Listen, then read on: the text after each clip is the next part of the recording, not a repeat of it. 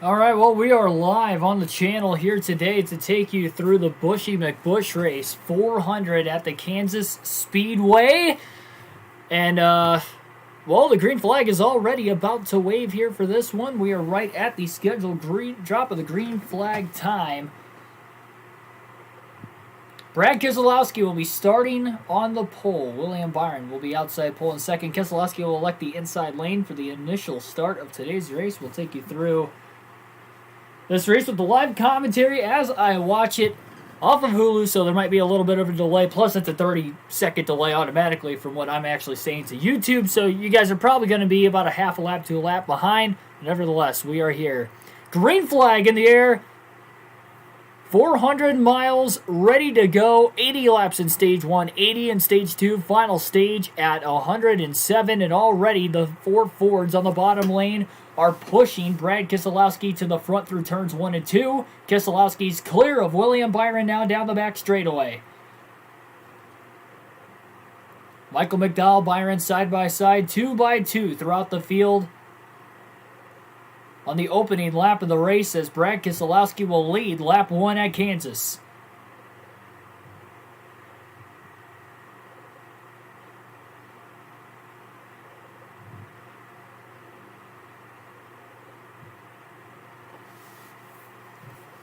Kevin Harvick immediately clawing his way through the field.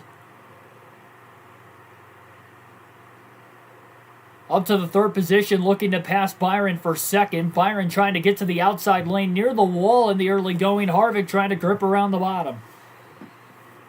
Lap 2 already complete as well as Brad Keselowski leads.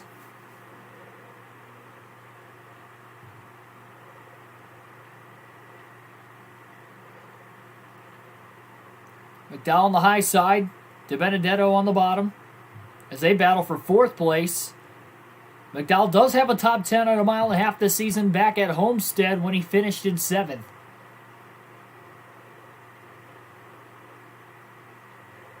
Due to the random draw starting lineup, he was able to start third for today's race without any practice or qualifying.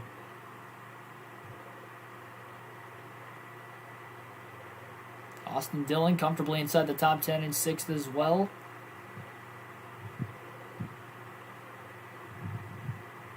Tyler Reddick's propelled himself inside the top 10 in 9th in the very early going.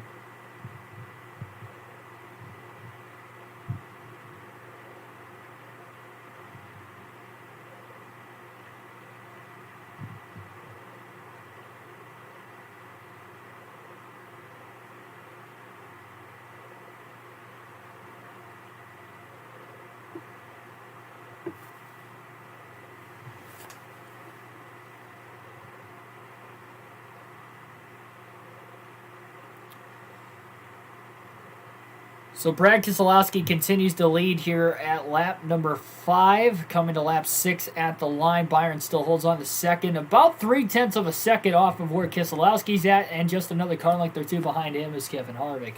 Matt DiBenedetto makes the pass finally on McDowell for 4th. DiBenedetto finished 12th here last fall.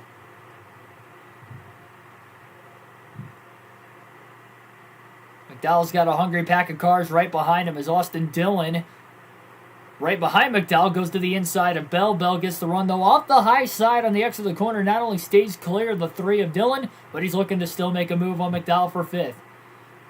Byron has closed that gap on Keselowski. He was about 1/10 of a second faster the last lap. Keselowski continues to hold on to the bottom lane of the racetrack while Byron continues to stay near the wall on the top. Various grooves around this racetrack, making it one of the more entertaining mile and a halves on the schedule, and personally my favorite mile and a half on the schedule.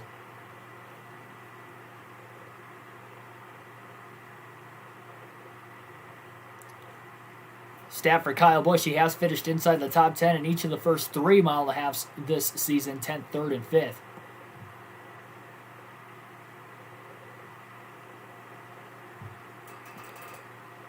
And McDowell starting to finally drop back in traffic a little bit more.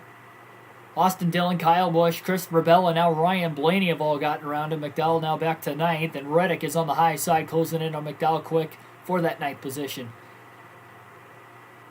Some of the notable drivers starting at the back due to the random draw include Denny Hamlin, Kyle Larson, and Joey Logano. It was stated in the pre-race that Joey Logano battling some food poisoning this week. They don't have another driver on standby, at least coming into this race, so we'll have to see how that is going to work out for itself. Logano's looking to try and tough it out here this afternoon. Got to give him props for that.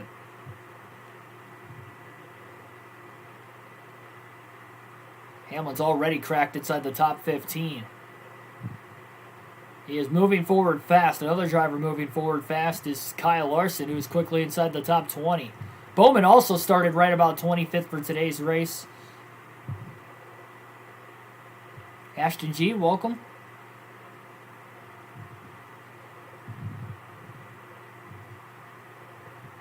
So all ready to lap number 10. Patrick Shadley, welcome.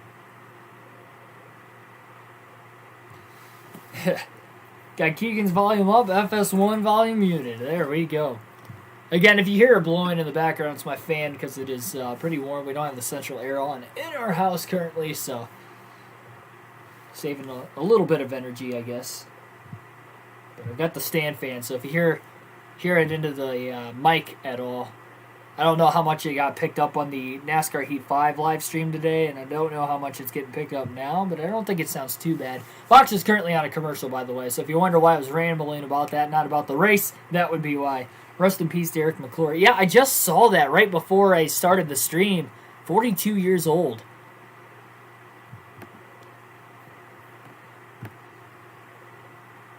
That's crazy.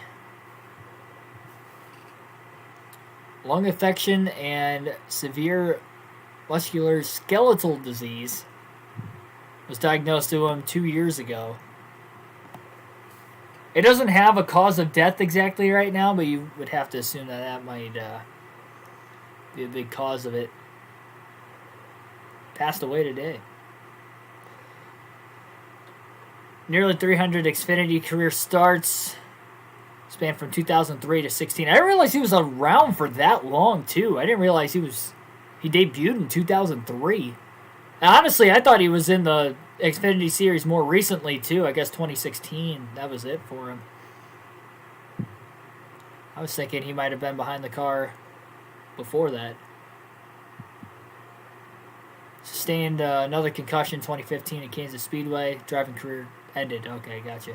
So, he had a couple of concussions throughout his career. We know the big one at Talladega in the Xfinity Series. What was that, 2014? No, it was 2013, 2014 when that happened. That was a very bad accident. Said it was brain damage from the Talladega crash. No, I mean, that might have caused into it. I mean, they haven't had an autopsy yet. He just passed away today, so it's going to be a couple days probably before stuff starts to come out on it, but wish him and his family the most thoughtful wishes, to say the least. Definitely sad to hear.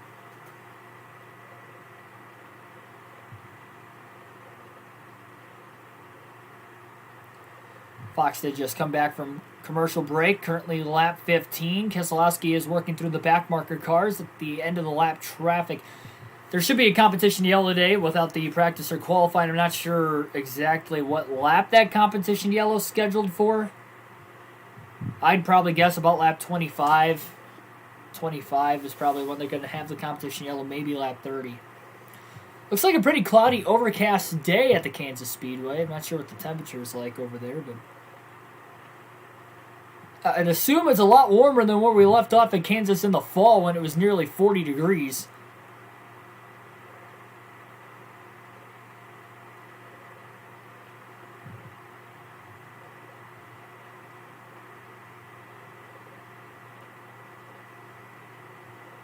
So Anthony Alfredo, Ross Chastain started, some of the drivers that started at the back of the field for today's race.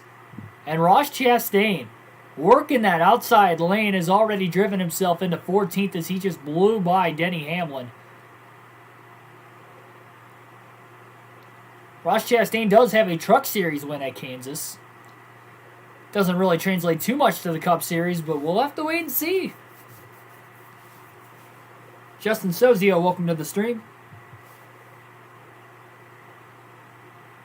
Could have been. Yeah, it definitely, I mean, it could have, for sure. But I guess it stated that in that article that I read that he had another concussion at Kentucky, which caused him to end his racing career. So he's had multiple concussions throughout his NASCAR career.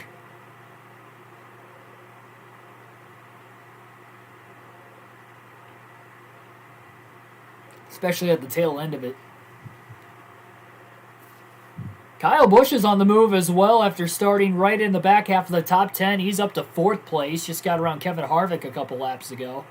DiBenedetto still camping out inside the top 10 and 6. And Tyler Reddick is on the move. Started just outside the top 10. He started 13th today. He's up to 6th. He actually just passed DiBenedetto on the racetrack. And Reddick is on the move.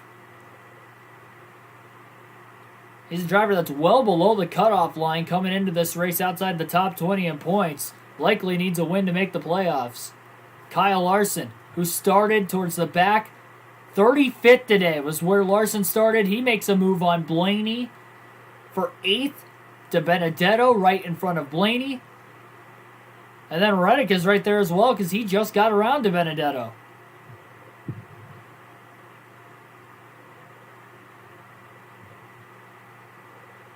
And you know, Larson probably wants a little bit of redemption from the last 1.5 mile race that we had. Because remember, Larson dominated at Atlanta, led over 200 laps.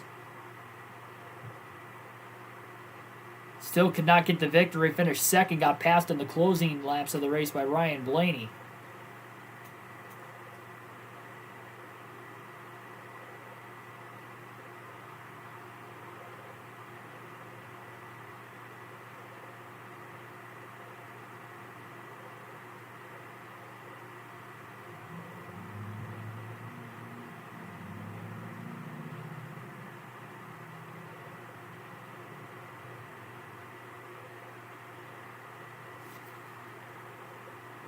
Quickest cars on the racetrack before the competition yellow right now, at least in traffic. Look like it's Tyler Reddick, Kyle Larson, and even Ross Chastain, to be completely honest.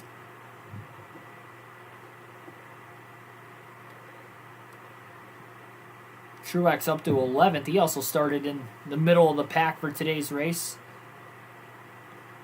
Bowman's moving forward a tiny bit. 21st after starting 25th. Austin Cindric would have started at the rear as well, making another Cup Series start. I believe his 4th this season now. He is just outside the top 20.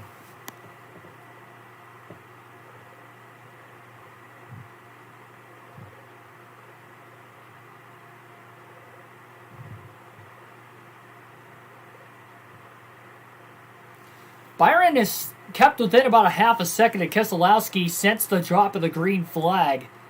He's about 0.4 of a second behind him currently as Keselowski comes off turn 4 to the lap 25 mark, which again I believe is where the competition yellow will take place.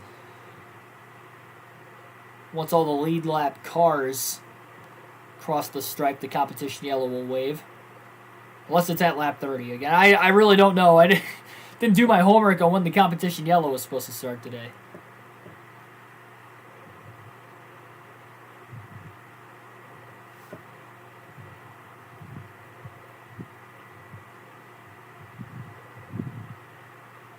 Christopher Bell's on the move as well in 3rd place. Very solidly.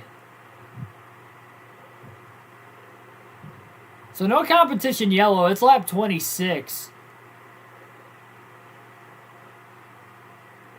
It must be lap 30 for the competition yellow then.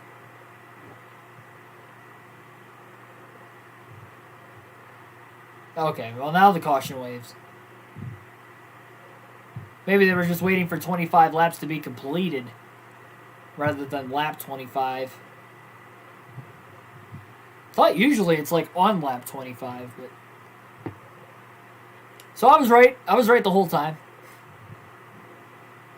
Maybe NASCAR just forgot that they were supposed to throw the yellow for the competition caution, so they waited an extra lap. I don't know.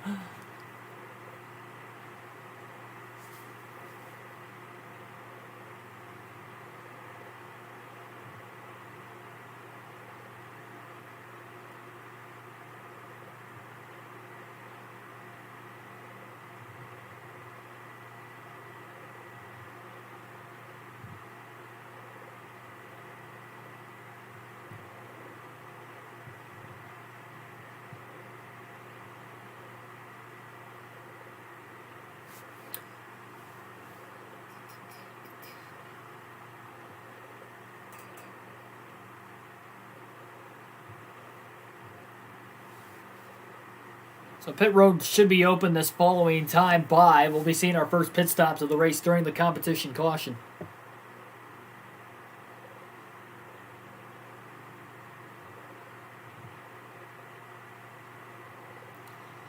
We'll have to wait and see if we see any pit strategy. I would assume with it being the competition yellow that most drivers will take 4 tires this time. There is rubber on the racetrack though. The truck and the Xfinity Series were both racing this weekend.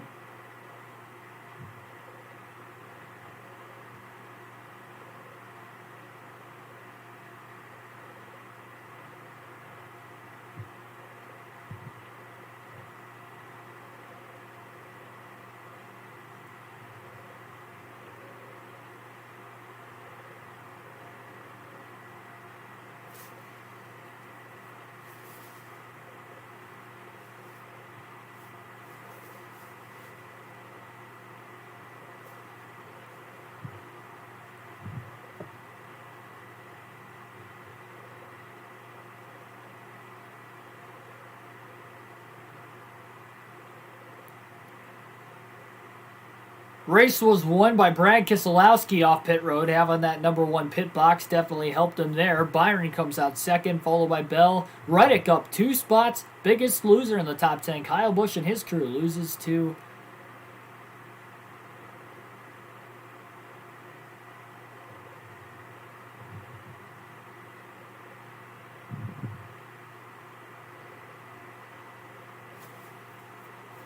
So when Fox comes back from the commercial, they will be going green.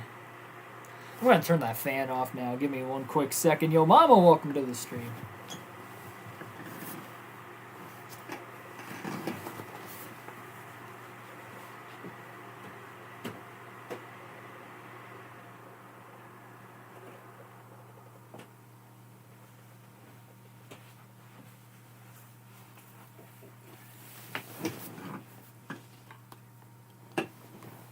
All right, there we go. Yeah, if it starts to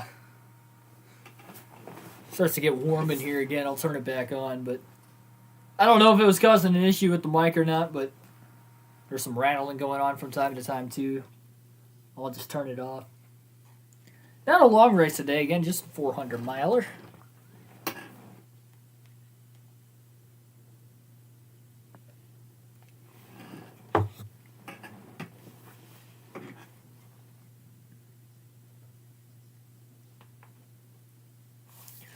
Comment down below how many of you guys are watching today's race live while you're watching this, or maybe this is your only way to watch it. Again, the race is on Fox Sports 1.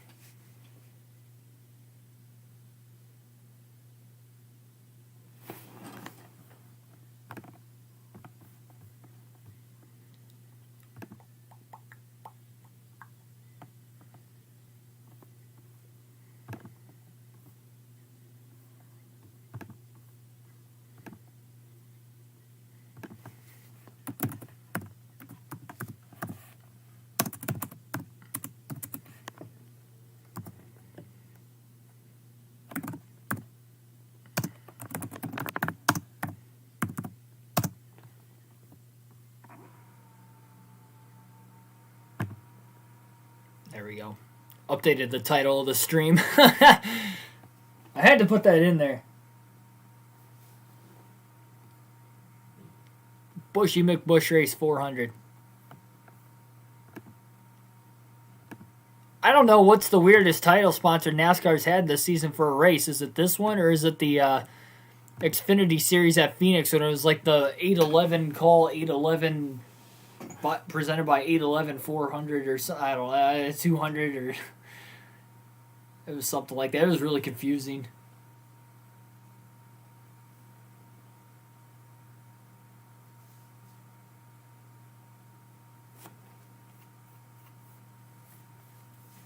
Also, something interesting to know, Fox doesn't have too many more races left. I think they only have, after today, 7 races before NBC takes over for the season already. It just tells you the season's flying by.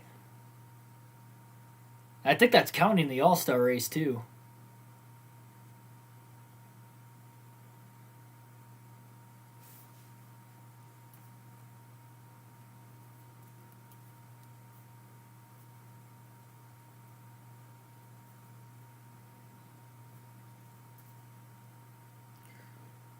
voting for 20. 20 is good at Kansas. Yeah, Christopher Bell did have a top 10 here last fall. He finished 10th place. Or no, that wasn't in the fall. That was in the spring. Yeah, that was the summer race, I guess. The first race at Kansas last season, under the lights. Christopher Bell finished 10th.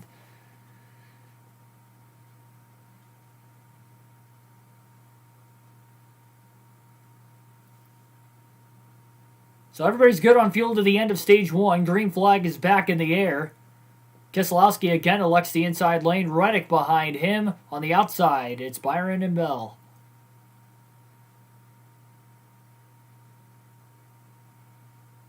Blaney quickly going to the outside. 3 wide on the restart. Holding Truex on the inside lane. He did not want to get stuck in the middle, and it looked like Bubba Wallace was the guy that got stuck in the middle groove just outside the top 10. Now Blaney dive bombs to the middle on Martin Truex Jr. trying to follow Harvick. And now he's in line behind Larson. Side by side for the lead. Byron, Keselowski. I think Keselowski led the lap at the line, but Byron's on the high side. Brad's on the inside as they aggressively side draft each other, not only down the front stretch, but in the middle of 1 and 2 as well. Battling for the clean air. We usually see crazy restarts at this racetrack, or really any track with this package, but we've seen in the last couple of years at Kansas, it's had very, very, very entertaining restarts of the mile and a half, probably the most entertaining.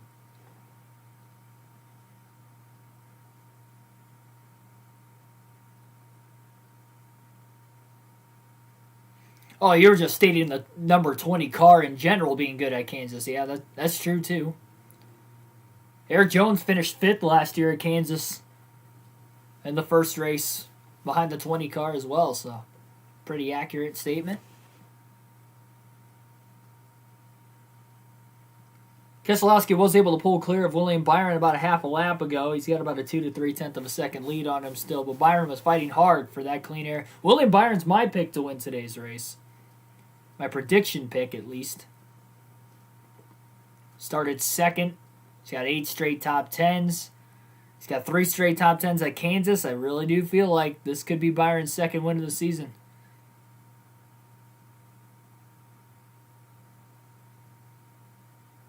Byron's been consistently around the top side of the racetrack today. It does seem like the faster cars in the field have been on the top.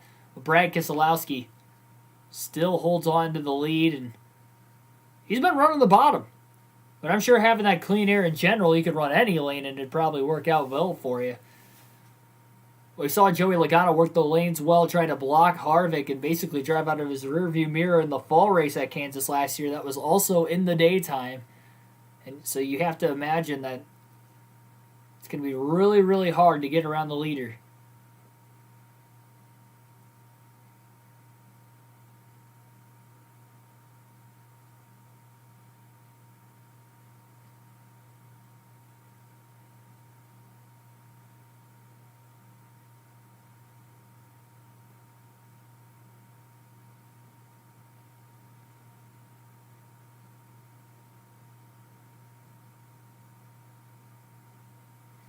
Byron now transfers to the inside lane. Keselowski, I think, went to the top to try and take his line away.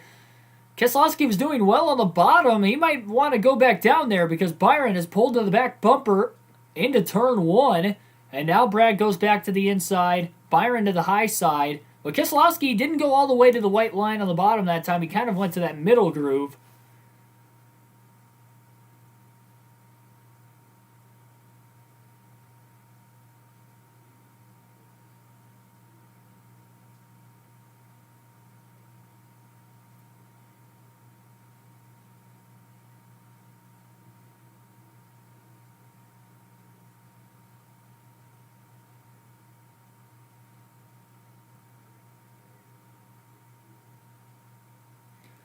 So Ryan Newman just got penalized on the racetrack. I had to listen to Larry McReynolds explain the penalty. It was a body modification penalty. So essentially, it looked like the jackman probably put a little extra flare near the left rear fender of the race car to help the race car aerodynamically. That is illegal, to say the least.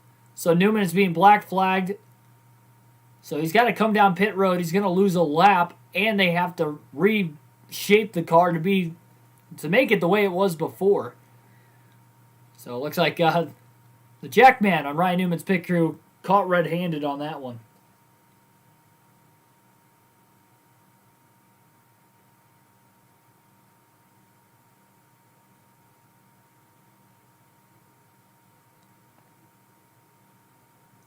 I guess it was on the right side of the race car.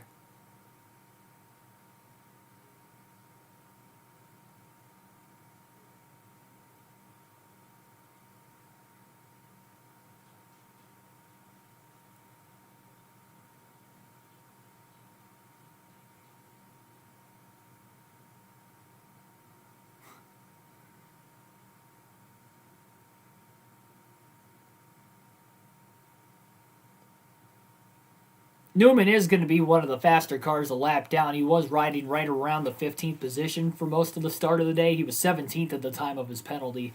Currently 33rd, first driver a lap down still. Byron has been a lot closer to Keselowski since the competition caution compared to where he was before the competition yellow.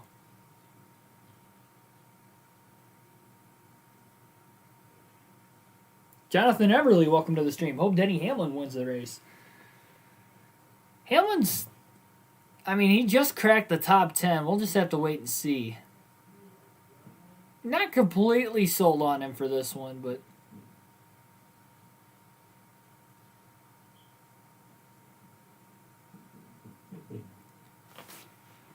Knowing Denny Hamlin and the speed he's had this season, he should be one of the contenders for the win, you'd have to imagine. Denny's been good today. Well, he stayed out of trouble. It's very early. Car looks like it's got some speed, but Tyler Reddick, honestly, him and Larson have looked like the two fastest cars on the racetrack right now.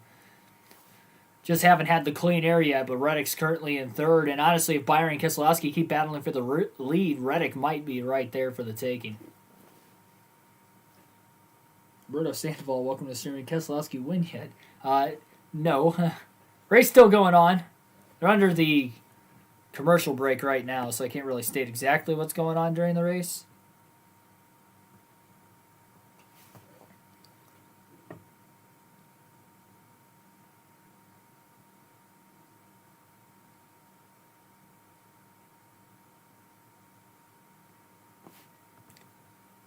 But thanks for tuning in, though, by the way. At Talladega. Yeah, he did win at Talladega. There you go. Just rewatch last week's race. Well, just the end of it, because he only led the last lap. That was the only lap he led. So just keep rewatching the last lap on Rewind. You'll keep seeing Brad Keselowski win at Talladega and lead. He's leading now. He's led every lap so far today, but William Byron has been a very, very close second. Again, Byron was my pick to win today's race. 16-1 odds. How could you not pick William Byron? Those odds. He's been solid this season. He won on a mile and a half already this year. The Hendrick cars in general have been great on mile and a halves. And he started second. He had that track position at the start of the day. William Byron, I think, is going to get his third career win. I just hope he does so I could get my first prediction right this year as far as the race win goes. I've been pretty good with the predictions on a week-to-week basis, but I haven't gotten the winner right at all yet this year. 9 times last year out of 36 races, but...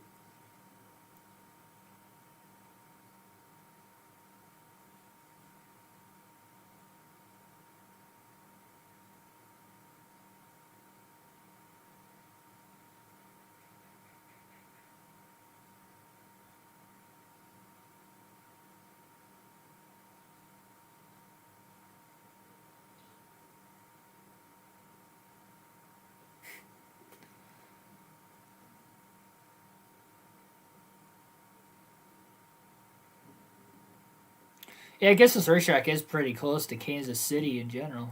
See the city skyline off the racetrack. The outskirts of it.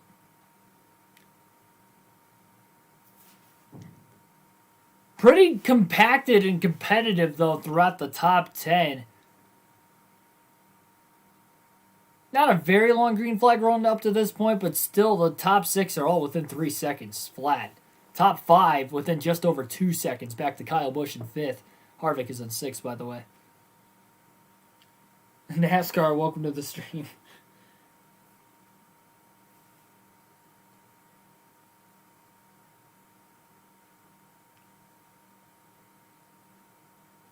It's the NASCAR reported. We have the best part is that I know you're thinking, oh yeah. Well, definitely. My mind is definitely elsewhere. Already mentioned about Tyler Reddick and Kyle Larson being the two fastest cars on the racetrack going on right now, but looks like Larson has ran down Reddick. They're just over a second off the lead still, and now Reddick is going to drop off the top. He's going to go to the bottom. Maybe he was thinking Larson was going to make a move there.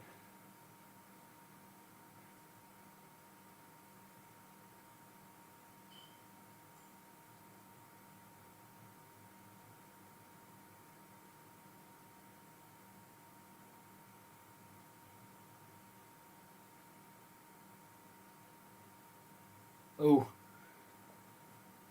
Issue going on with Alex Bowman, who is currently riding in 16th, that there might be a battery issue going on right now. So to try and save the battery as much as he can to keep from having to pull that car into the pits and possibly into the garage, he turned off all the fans on the race car. So that means he is not going to be getting any sort of cooling in that race car at all right now. And we are still very early, only lap 51 currently at the line. Still 30 to go in stage 1. That's going to be tough here for Alex Bowman to try and tough it out throughout the day. Not sure what the temperature is there. I don't think it's too hot. Let me check. I'm probably wrong.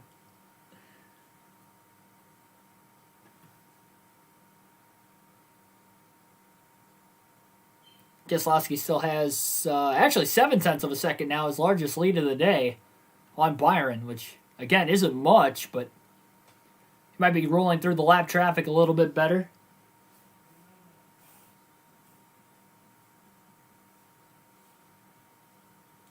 Yeah, I figured it was overcast. Might have been a little cooler. 73 degrees currently at Kansas Speedway.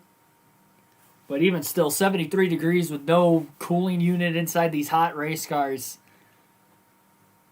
That's going to be a long, tough day here for Alex Bowman. We'll see if he can prevail. He was one of my predictions to finish inside the top 10 today. It was one of the sleeper picks I had. We'll see if he can still get it done.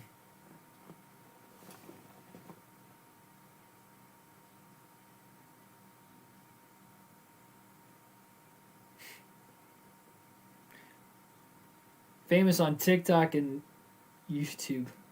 Proving it. Inside Uranus, welcome to the stream. How many Rick Ware racing cars do you think will DNF today? I'm going to go with 2 of the 4. I think 2 of the 4 are going to DNF today.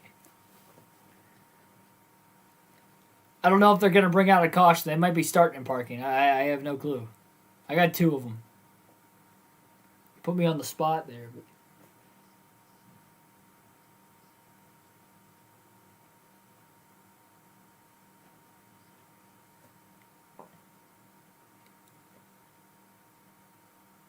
good battle for second going on, though, between William Byron, Tyler Reddick, and Kyle Larson, all under a blanket right now within a couple car lengths. And all really want to run the outside. They've all been on that top lane pretty much since the start. Reddick has moved down to the middle, trying to get a little bit of clean air on the nose of the race car. Might be battling a tighter handling of the race car when he's in line behind Byron. Him pulling to the middle, though, it's allowing maybe Larson to get a little bit more of a run, not only off the banking, but he's far enough back from Larson compared to Tyler Reddick. He might be able to get even bigger run. And Fox just got to another commercial. That's 3 commercials during green flag racing already. We're only 55 laps in.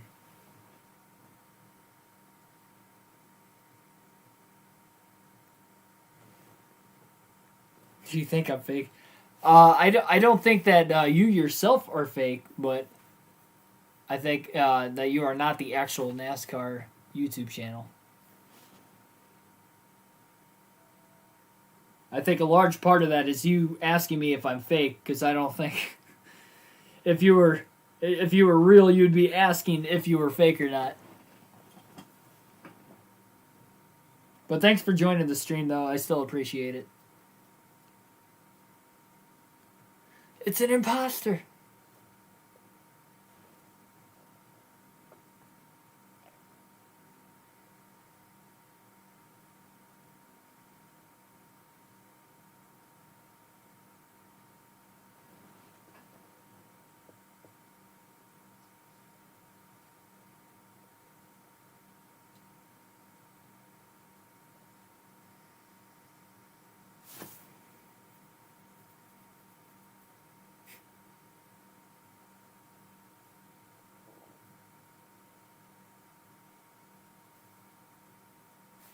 So WWE's having a throwback Friday for SmackDown this week on the same week that NASCAR's having their throwback race on Fox. Both races are on Fox Sports 1, I think, too. So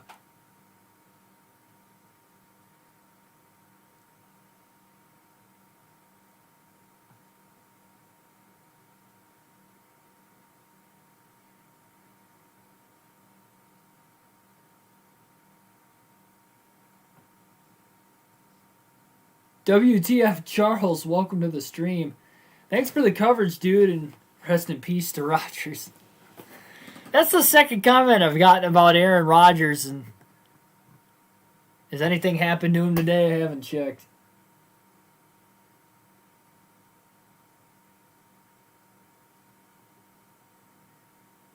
Show highlights, gotcha. Have to check it out. 20 laps to go in stage 1 as Fox is now back from the commercial break. What streak do you keep alive today? I don't know what streak you're talking about.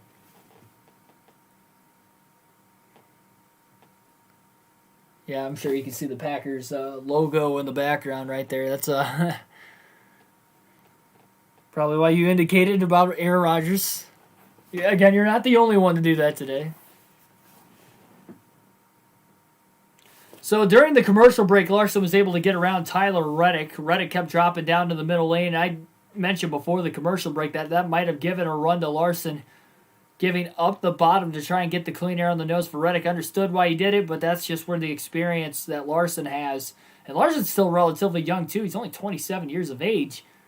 But compared to Tyler Reddick, 25, plus Reddick's only in his second year in the Cup Series, Larson has been in Cup for a while, even having a year off.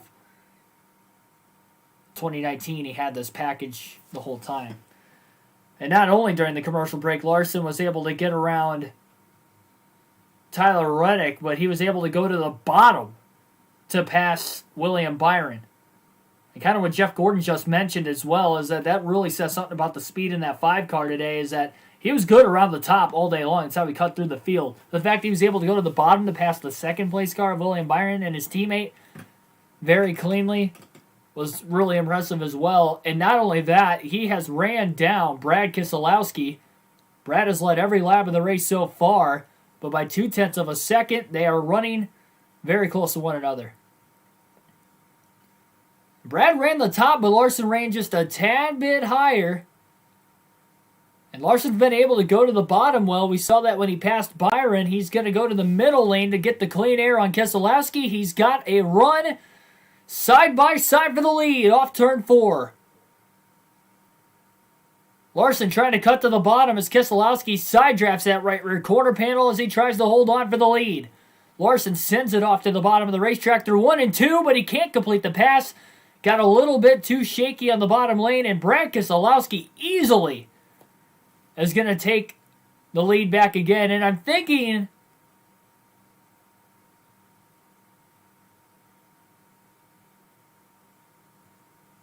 I'm almost thinking that with Quinn Houff, the lap car being on the bottom lane, that might have messed up the aero push on the race car that Kyle Larson had, and that was able to keep Keselowski way out ahead because he cleared Larson by a couple car lengths easily off turn 2 the last lap. Larson's going to have to try to regain that momentum back again. He obviously looks like he's got the fastest car in the field. Bell just rocketed around Hamlin as well. Hamlin must have got his momentum broken, though, in turns 1 and 2 because Blaney's about to make a move on him as well for 9th.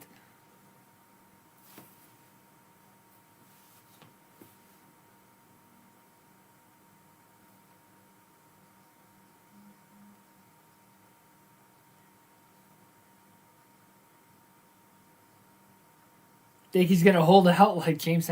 I don't think Rogers is the kind of guy that would hold out. He doesn't strike me as that kind of person. I don't think he's gonna hold out.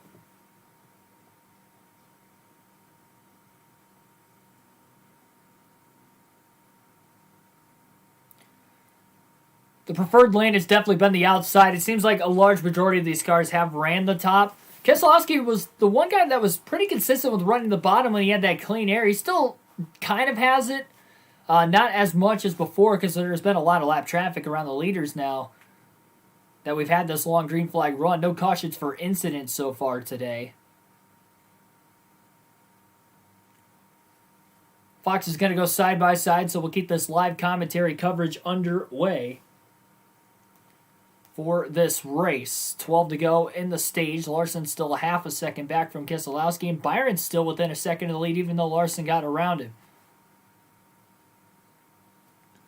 Mentioned in the pre-race for our NASCAR Fantasy podcast that I think all 4 Hendrick cars are going to run very, very well today. Well, you have 2 of them in the top 3. Take a look at the leaderboard here during the caution. I believe Chase Elliott's running very well. Also, yeah, Elliott's 7, so 3 of the 4 are in the top 10. Bowman's 15th, but he's having some issues with the battery right now. So you can only imagine if he didn't have that, he might be closer to that 10th position. Could be slowing the car down a little bit, but I think for the most part, with him turning the fans off, hopefully that'll help. Larson again to the back bumper of Keselowski. Reddick to the bottom with an aggressive move to take over third from Byron in turns 3 and 4. Byron gets the run off the exit of the corner. He might try to strike back at Reddick, but I don't think he's going to get there. And Kyle Busch in 5th place is creeping right along. Busch to the bottom of the racetrack. He's underneath Byron now for 4th. Byron off the top lane near the wall to get some clean air on the nose with Reddick on the top in front of him.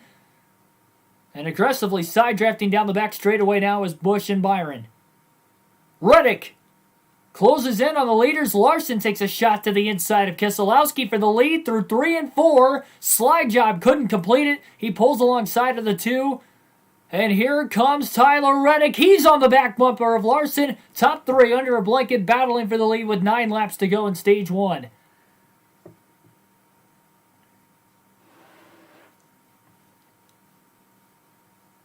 Reddick closed in a ton through 3 and 4 when Larson and Keselowski were side by side. Larson's in the wall in turns 3 and 4. He got tight up the racetrack. It looked like he grazed it. Reddick closes in, but he can't complete the pass. Larson blocks him off, and Keselowski pulls ahead a little bit more.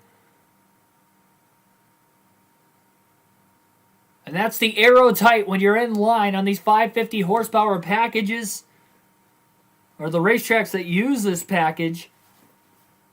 If Larson kept it off the wall, he did a great job keeping it off the wall because he was already running the top with little room for error. He definitely wiggled quite a bit. It's tough to tell if there's any damage on the race car, so he's going to have to watch a tire rub if there is damage. Another pass for position inside the top 5. Kyle Busch finally gets around Byron, clears him off turn 4 for 4th. Kyle Busch is rolling right now. He's on the back bumper of Reddick quickly for 3rd.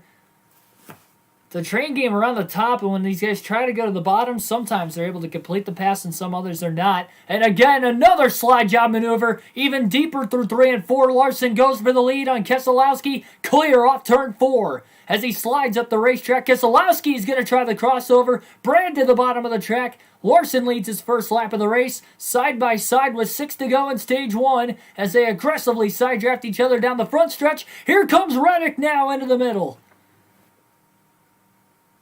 Keselowski with a slide job of his own, and they almost made contact off turn 2. 3 wide for 2nd place. Reddick into the middle. Kyle Busch to the bottom. A big swing and miss by Keselowski.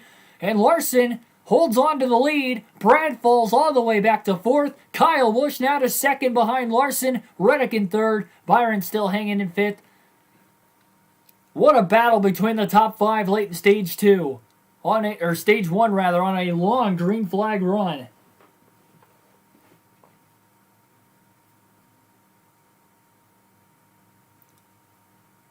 Battle's not over yet. There is a lot of lap traffic in front of the leaders that likely want to stay on the lead lap to the end of the stage.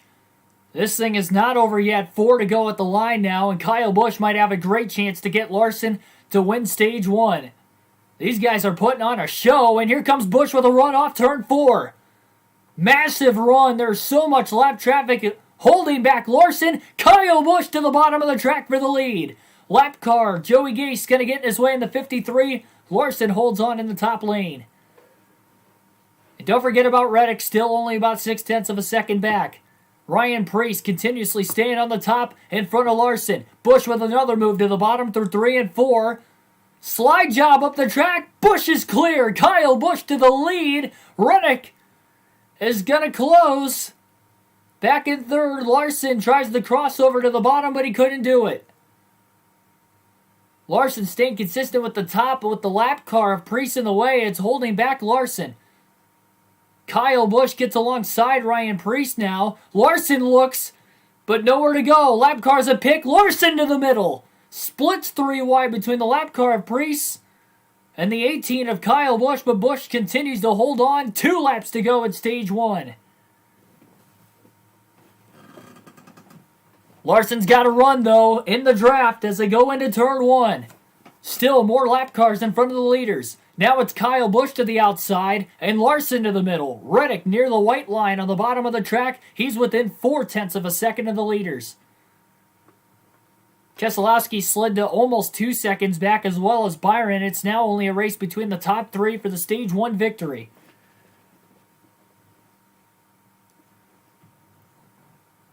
Busch really gapped Larson through 3 and 4. Lap car of Cole Custer got in the way. Sorry, Eric Jones rather, in the 43.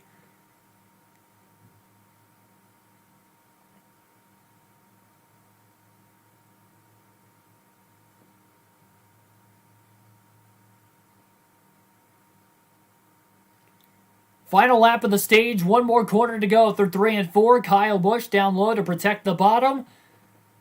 Kyle Busch soared through the top 5 once he got there, and Kyle Busch is going to win stage 1 at Kansas, his first stage win of the season.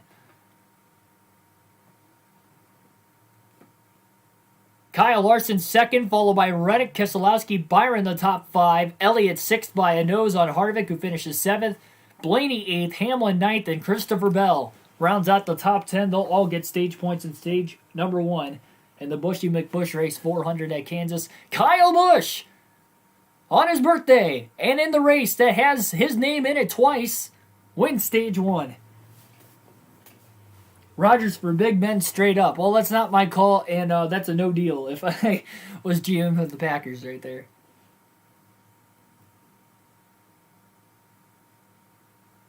I think this is the first advertisement I have seen for Circuit of the Americas and the races in like 2 weeks. 3 weeks, sorry, 3 weeks. Go to Dover in 2.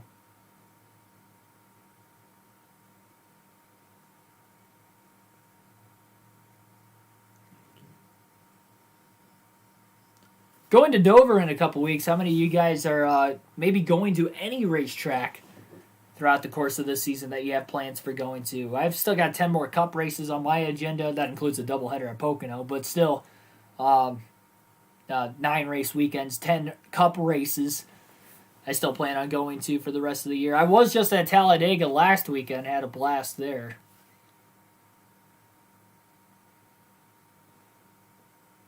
Just out of curiosity, while they're under the stage break. They will be having pit stops during the stage break when they do come back.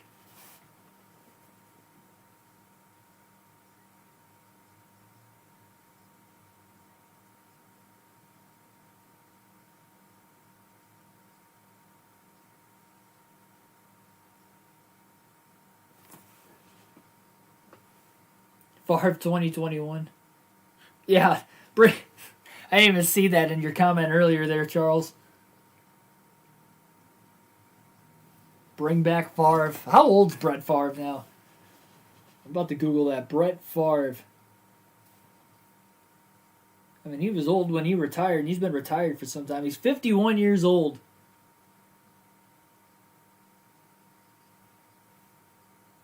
Bring back 51-year-old Brett Favre. I don't think that's wise decision. He had a problem with concussions there at the very end of his career. I don't think that would be very wise to bring him back.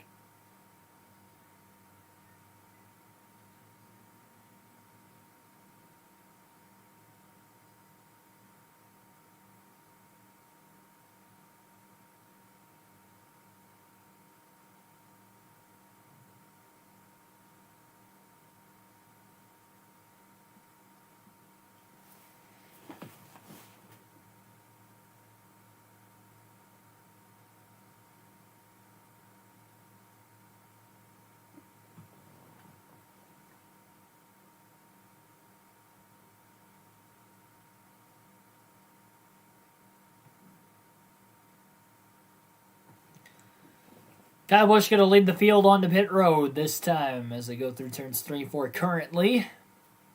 Tyler Reddick's pit crew had a great first stop. They gained 2 spots. There were a couple guys in the back half of the top 10 like Blaney and Elliott's crew that gained 2 spots as well. Kyle Busch's pit crew lost him 2 spots last time, but he got him the stage win still. So we'll have to wait and see if somebody can beat Kyle Busch off pit road this time, knowing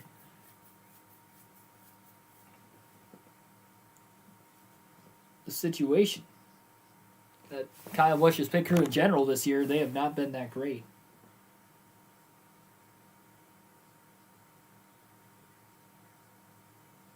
Look to draft the quarterback. Well, they're not going to draft the quarterback this year because they just drafted Jordan Love last year. That just wouldn't make any sense. What would be the point of drafting Jordan Love if you draft another quarterback this season? Most of the field taking 4 tires during this pit stop. Doesn't surprise with a 50-lap green flag run after the competition yellow to get to the end of stage 1. Kyle Larson wins the race off pit road. Reddick second, Kyle Busch third for the second time in 2 pit stops now. Kyle Busch's pit crew loses him 2 spots. Kurt Busch, the biggest gainer on pit road, gaining 5. He'll restart in 6th after finishing the first stage 11th.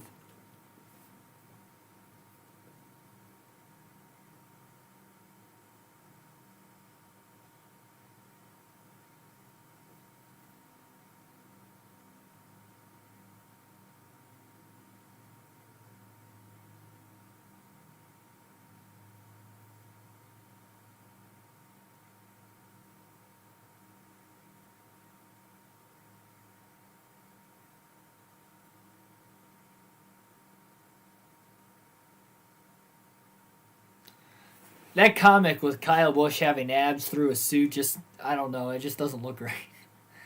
It doesn't, like, looking at the face, it looks like Kyle Busch, and then you look at the body and you're like, that's not Kyle Busch. That's it.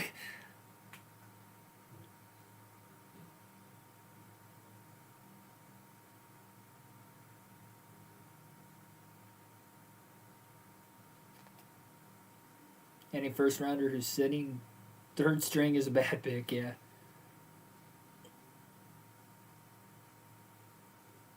Which means he's not good, indeed. Yeah, they wouldn't. I don't see them drafting a quarterback.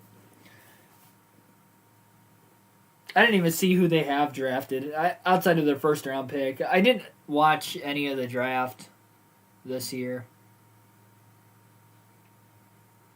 Probably because I was streaming Thursday night and then I had to work the next morning after the stream.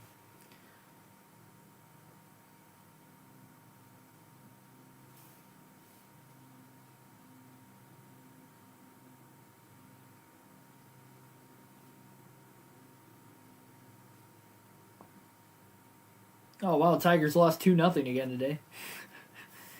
Shut up.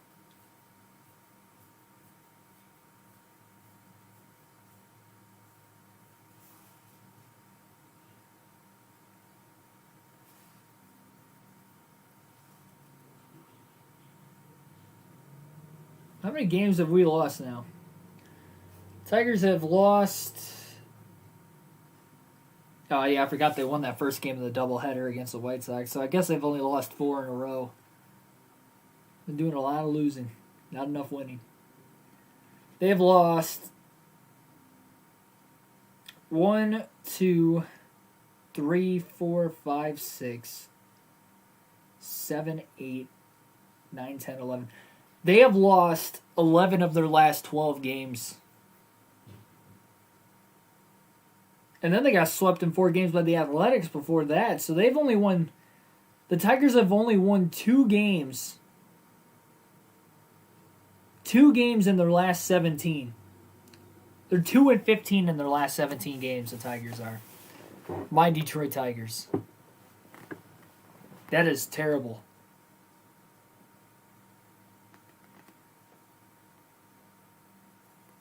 Well, considering I already gave you a shout out, welcome to the stream. But, yeah, check out the content. Is that on YouTube and TikTok? I don't have a TikTok, but I'll check it out on YouTube.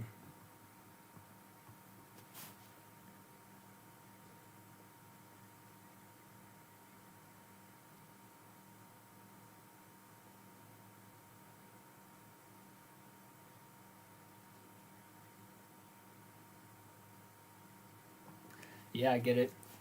Yeah, I mean, the Packers have been good since I've been born with Favre and then Rodgers. I mean, yeah, they've had a couple seasons there when Rodgers first took over. The first season they were 6-10, but then they were in the playoffs year 2. And then year 3 they won the Super Bowl. So, you know, they've pretty much been good. And then when he was hurt there, those couple years when they missed the playoffs, that wasn't that great either, but yeah, outside of that, though, I mean, they've been solid my whole life. As long as Rodgers is still the quarterback, we'll be all right. I'm not saying that, you know, we're going to be championship contenders till the day he retires necessarily, because you can't tell that far in the future, but there's no, by any means, I mean, we're at least going to be playoff contenders like every year. That's not going to change.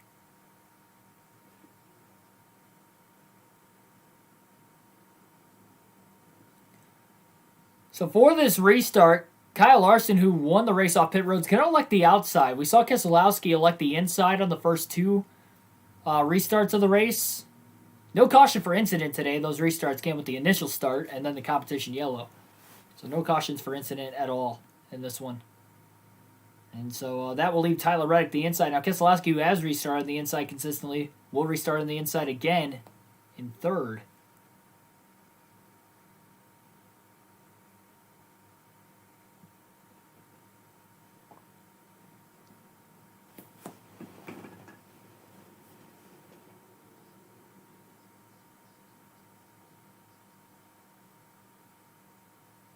Yeah, the 70s and 80s were definitely the dark days for the Packers. That was before my time, though. Green flag back in the air. Kyle Larson getting a massive push from Kyle Busch. They're already 4 wide, getting into turn 1. The middle of the pack, 5 wide, nearly. Byron Truex, Hamlin, DiBenedetto, Kurt Busch all in the mix. They're still 4 wide at the back of the pack down the back straightaway. Now the 3x3. This is definitely the craziest restart we've seen already today, as we're already early into stage 2. Ryan Blaney out of nowhere somehow got the 4th. Big block by Chase Elliott on Martin Truex Jr. Shakes now into the middle lane between Kurt Busch and Truex himself. Reddick and Kyle Busch still side by side for second as Kyle Larson led the first lap of the stage. Reddick does complete the pass off turn 2 on Kyle Busch. I think Kyle's got a really good long run car, considering it took him to the end of the stage to get to the lead. We'll have to see how he is on the short run. He's already...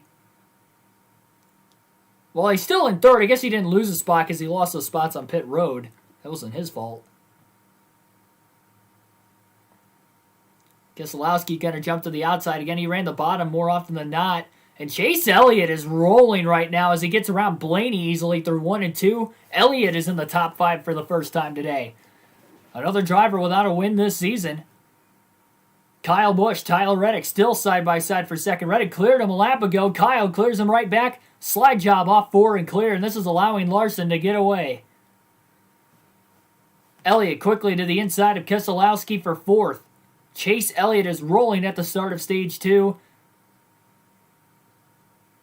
And he's going to slide up the track, but he's not going to clear Keselowski that time off turn 2.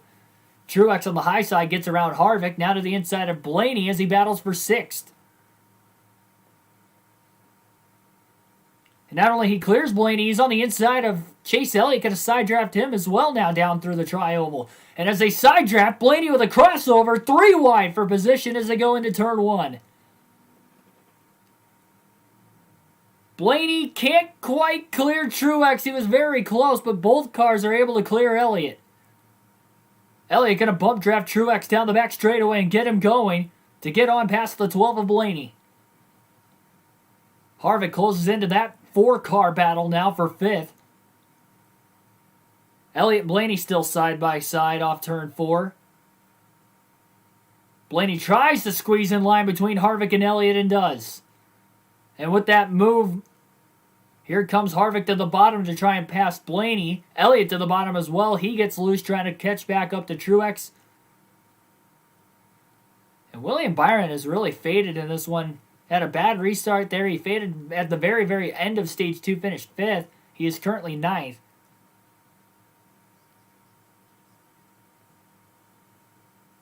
Austin Dillon was inside the top 10 for a little bit. He's currently in 12th. He's in the top 10 early, and then by the end of the stage, he kind of faded on the long run. But he's in 12th place, so he's not having a bad day right now. But Reddick has definitely got a fast car ripping the outside.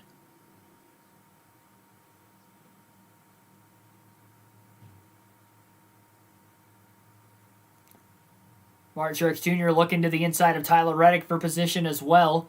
Keselowski, who might also have a good short run car, is in 3rd.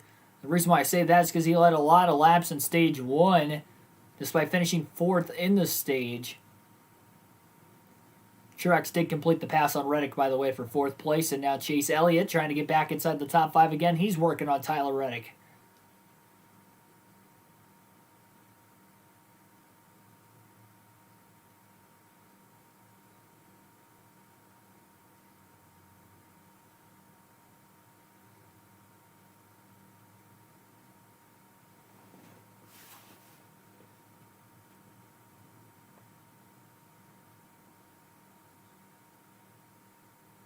Harvick finally gets to the inside of Blaney. It looked like he was going to get there a couple laps ago.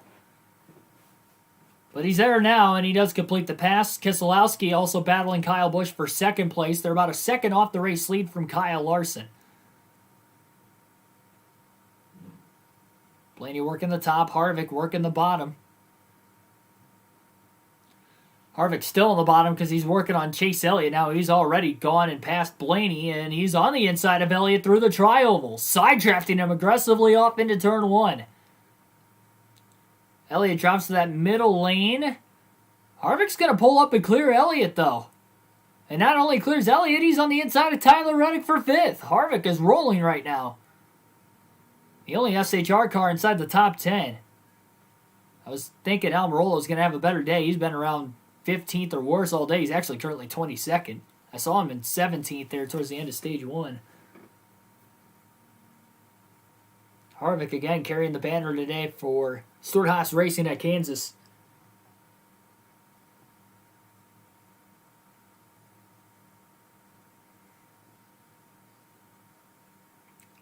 Elliott makes the pass on Tyler Reddick for position. Harvick shoots to the bottom of Reddick now through 3 and 4. And Harvick completes the pass on Tyler Reddick. Passing all over this racetrack right now. Now Hamlin is to the inside of Byron as they battle for 9th further back.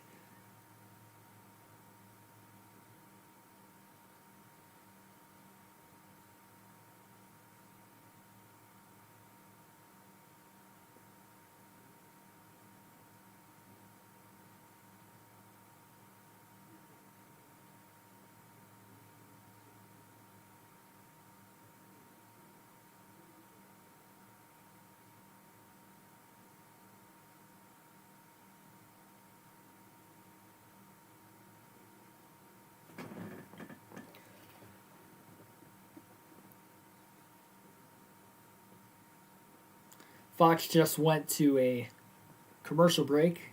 LOL Haas needs to replace Mazepin in F1. Sadly, they need Dad's money. Yeah, I don't really watch F1. I did watch their season opener this season. That's the only F1 race I've caught this year. The only reason I watched is because Dirt Bristol got rained the next day, and I knew they were probably going to get rained to Monday, so I turned on the F1 race. It wasn't going to go on at the same time anyway. It would have been over before the Cup race would have started, but I wanted my fix of racing that day because I was pumped. I just couldn't get it.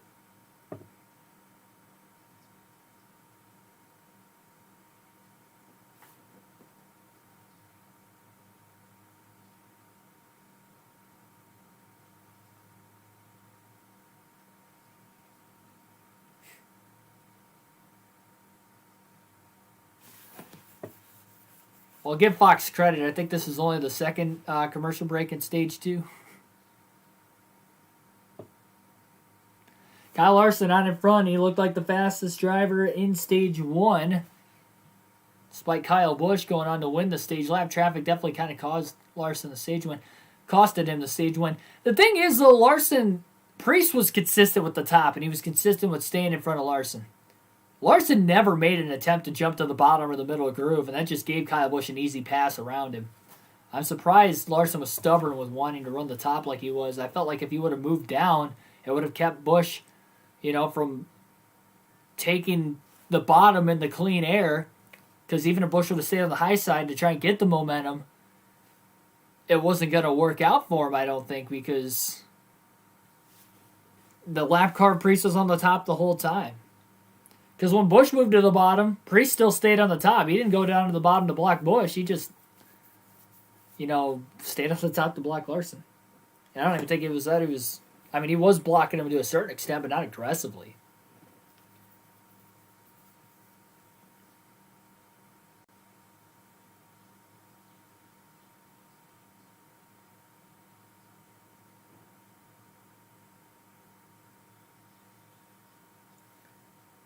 Get into the history of it. I have watched other races. That's only the third one. I just haven't been intrigued into it as what I am with either NASCAR or IndyCar.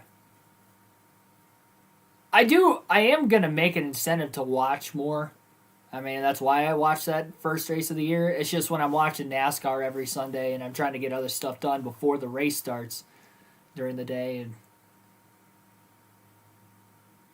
I'm sure I'll catch more races this season, but I just don't follow it as closely, that's all.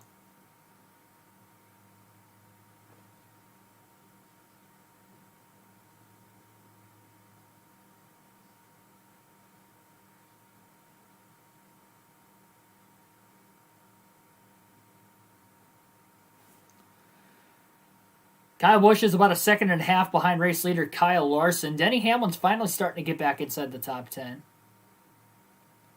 Past Tyler Reddick for 7th. Reddick looked like he had probably the second fastest car behind Larson in Stage 1. But he's faded here in Stage 2. He's currently back to 8th.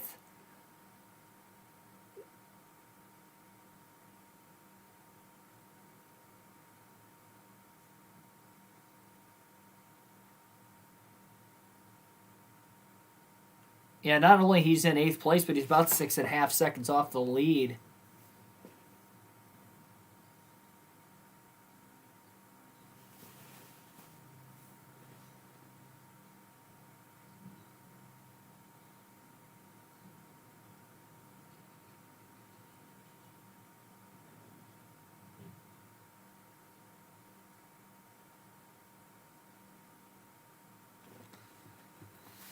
So it seems like Larson's having a problem with trying to get the car to turn, which him being back in traffic in 16th right now is probably a big cause of that.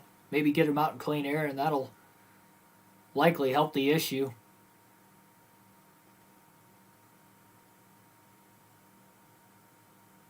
NASCAR is my OG racing series.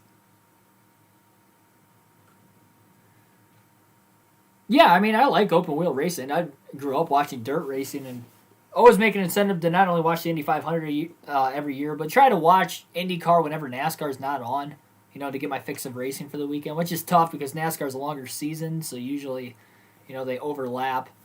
I missed the race yesterday at Texas. Kind of forgot that they were running yesterday and today. Are they running today, too? I think it was a doubleheader. Could be wrong on that. Fan of Penske drivers as a team or Blaney? Oh, I'm a Blaney guy through and through. I grew up watching his uncle race on dirt, so that's where I became a Ryan Blaney fan, simply by rooting for Dale Blaney on the racetrack locally. And when Ryan was making his way up through the ranks of NASCAR, I was already a NASCAR fan. I had to be a Ryan Blaney fan. I was a Biffle fan growing up, but I'd say I'm more of a Ryan Blaney fan now than when I ever was a Biffle fan. And I think it's just the name, him being from the state of Ohio, me being from the state of Ohio, so the name, just gets kind of brought up locally. Not so much Ryan himself, but between Dave and Dale locally at the dirt track. So, that just kind of, it goes hand in hand for sure. So that's why I root for Ryan probably a lot harder now than what I rooted for Biffle as a kid, honestly. Kyle Busch isn't really losing time to Larson anymore. It kind of stagnated. Again, 1.5, 1.6 seconds. Still second and a half. 1.53 at the line that time.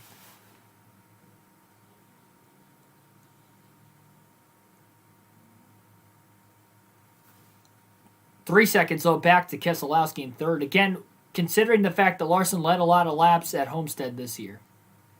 Didn't get the win, but he looked fast. Led a lot of laps at Atlanta. By far led the most, over 200 laps. I think it was 269 laps led for Larson that day at Atlanta, but he finished second. And he did get a win at Las Vegas this season, where he led a lot of laps, won a stage there. Does have 3 stage wins on the year, all coming on those mile-and-a-half racetracks. Dave Blaney was one of my sympathetic favorite drivers. Gotcha. Oh yeah, the Indy 500 is the Daytona 500 is my personal favorite race because I'm such a big NASCAR fan, but I respect the Indy 500 in all its glory, and I do think the Indy 500 is the biggest race, not only in America, but in the world. I mean, it's the oldest motorsports event, annual motorsports event. Blaney was able to get around Tyler Reddick right before the commercial break for 8th place. Nearly halfway through stage number 2 and nearly halfway through the race already. This thing's flying by here today. No caution for incident, so it's been a pretty fast race pace. Yeah, he was a very, very proper driver. To this day, I love Bill Elliott.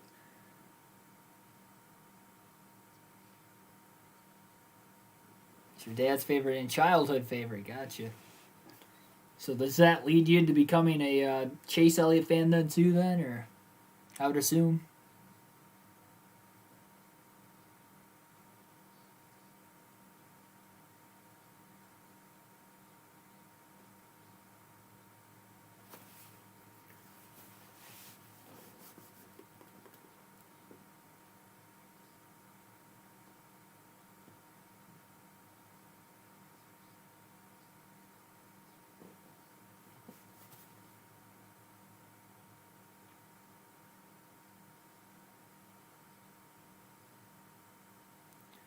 And Fox is under the commercial break. By the time they come back, they will be almost exactly halfway through the stage. Pit stops should be coming up pretty soon for guys that are going to try to split the stage in half. Surprised nobody tried to pit even earlier before that, before the commercial break. But again, we'll just, I guess, see when we get back from the commercial break where everybody's going to be standing. But I would assume, again, that they're probably going to have green flag stops coming in.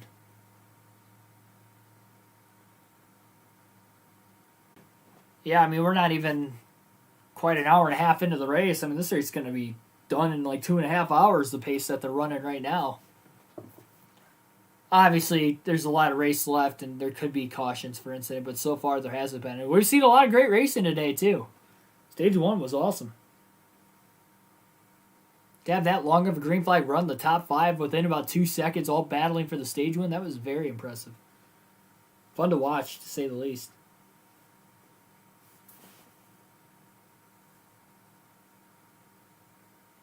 I like it. I like how it says the Toyota top performers. There's only 5 Toyotas in the field anyway. And they're showing all 5 of them on the grid. Of course, they're the top 5. Hamlin's going to be the first driver to hit pit road during green flag pit stops right now. It's going to be a 4-tire stop for him. Right at lap 42, and his teammate Martin Truex Jr. will come down the following lap. Hamlin was in 6th. Truex was in 4th. Blaney, who was in 8th, is on pit road as well. So Hamlin pretty much leads the start of the cycling of green flag pit stops. Austin Dillon, he was in 12th. He's also on pit road.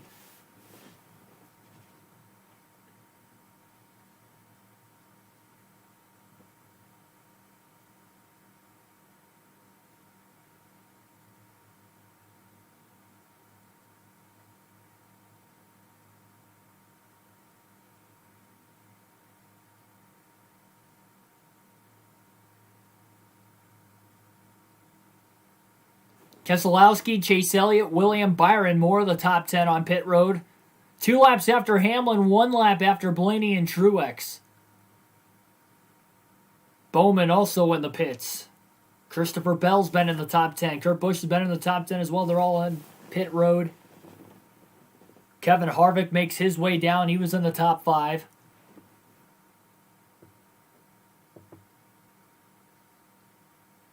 It looks like everybody's been taking 4-tire pit stops. It's been the norm so far today. We'll see as we get later in this race if we see more 2-tire stops, but I think we're going to have cautions to see any sort of strategy like that. Tyler Reddick, Kyle Busch in the pit lane. Still race leader, Kyle Larson's out on the racetrack. Kyle Busch was only a second and a half behind Kyle Larson. We'll see if he can gain some of that time back. Larson is on pit road a lap after Kyle Busch. So Busch is going to have that 1 lap fresher tire difference. We'll see if he can make up a second and a half or maybe less. His pick crew hasn't been the fastest today. Ricky Stenhouse Jr. is still out on the racetrack. Stenhouse and the JTG Doherty cars, not only this year but last year as well, were kind of that team that they went off strategy by simply just trying to stay out as long as they could.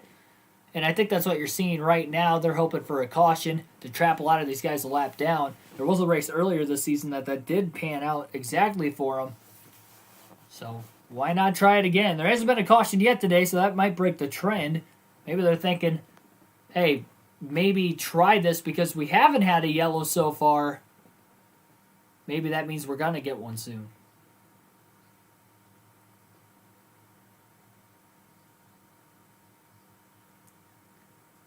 Oh, trouble.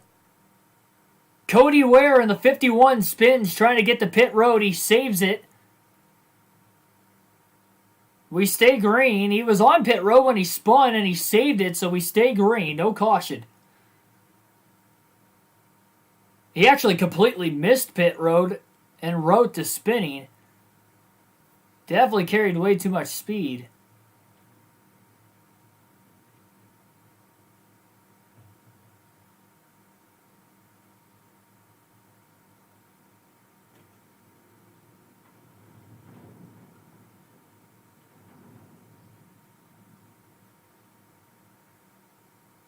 Yeah, that would have trapped so many drivers a lap down if they would have thrown the caution there, but he was out of the way, and nobody else was coming onto pit road or was on pit road at the time, so that's why they stayed green. And actually, interval-wise, I think Kyle Busch's pit crew had another slow stop because he was a second and a half behind Larson when the green flag stops happened. He's about 5 seconds behind him right now. He'd still be second if pit stops were to cycle through right now, but yeah, Kyle Busch's pit crew has been slow through 3 pit stops today. If it comes down to a late race pit stop, I do not have faith in Kyle Busch to win this race, and not because of him, because he has been fast. Both driving the car and the car itself has been fast, but the pit crew has just been abysmally slow all day long. 3 for 3 in slow stops.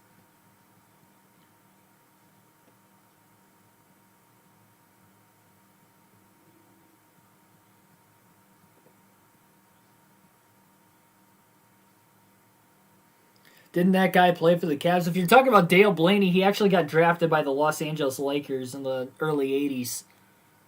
He got drafted in the second round by the Lakers. And there was like a story about him.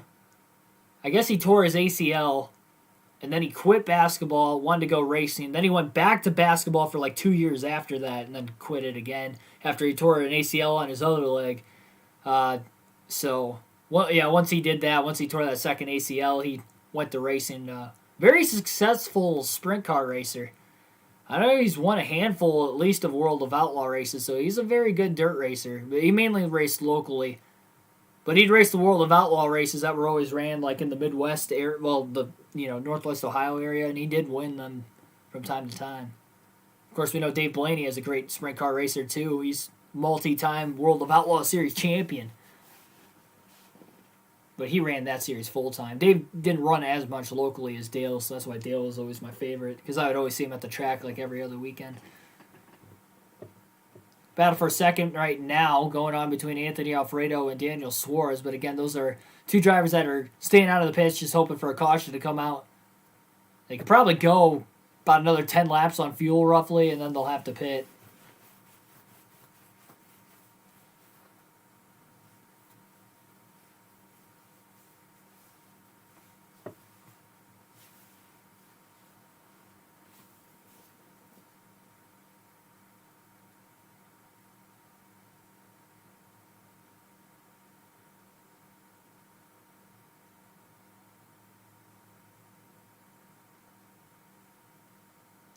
So I guess on fuel, Larry McReynolds just stated that they can go about another 20 laps on fuel. I don't see them going that far with the caution laps ran. I mean, that would be a 70-lap run. I'd be shocked if they could make it that far on a mile and a half on fuel. I guess you never know. Stenhouse getting some TV time, though, out in front. Fox is going to go side by side. Again, 30 laps to go in the stage. Brad Daugherty was the Cleveland Cavaliers star. Yep. The guy who owns Daugherty. Yeah, Brad Daugherty did play for the Cavs. He was an NBA All-Star, too. Cavs had some pretty good teams there in the 80s and 90s.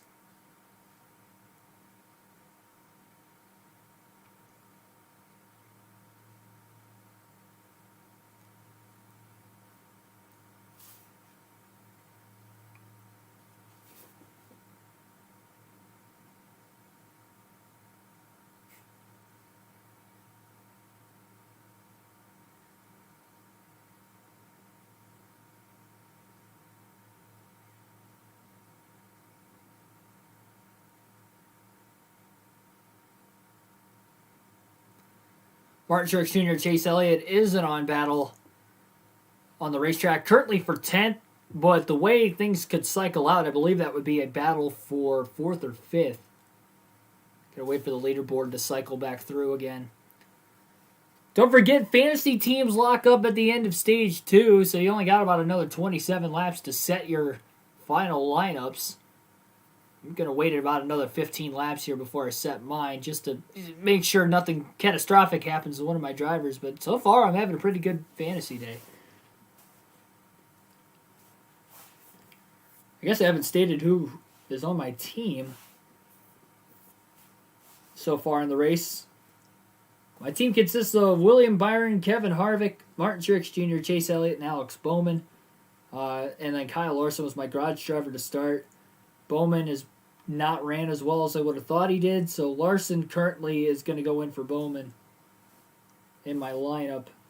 And then my race win pick again was William Byron today. He's running 7th. Sorry, he's 18th now. It just updated.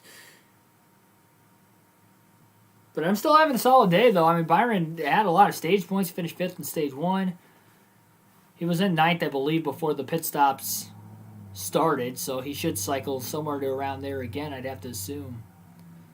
Kyle Larson has worked his way up to 2nd. He's about 8.5 seconds roughly behind Ricky Stenhouse with 25 laps to go in Stage 2, but Stenhouse, as well as Alfredo, Suarez, McDowell, have to hit pit road yet, but they're all in the top 5. Just waiting it out in case we get a caution.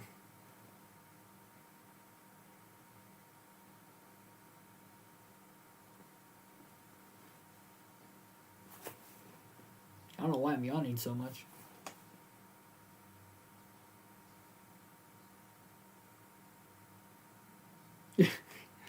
Every time I pour my dog water, my dog cries. Maybe he doesn't like water. But he's going to die if he doesn't like water. I mean, he better like it. He's got to learn to like it. He won't survive.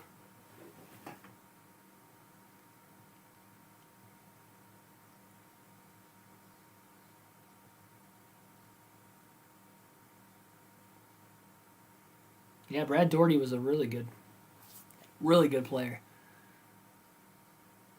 Just a tad bit before my time. I wasn't born until the late 90s, but I've heard good things about him. I've heard my dad talk about him before, too. He's not even a big enough NASCAR fan. He probably doesn't even know that he owns, is a part, or majority owner, I should say, in a NASCAR team.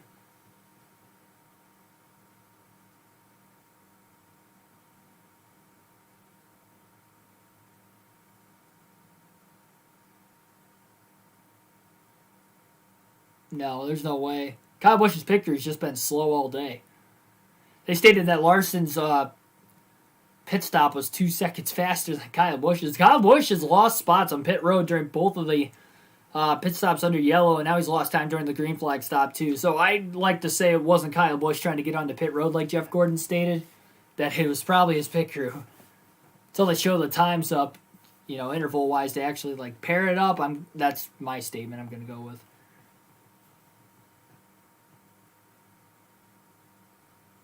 Ryan Blaney blows around Kevin Harvick on the outside lane for 12th. 4 drivers still have to hit pit road, so that would be an eventual battle for 8th, which is about where they were running. Blaney has been right around 8th to 10th the whole race. Harvick was inside the top 5 before pit stop, so he's actually fading since the last set of stops.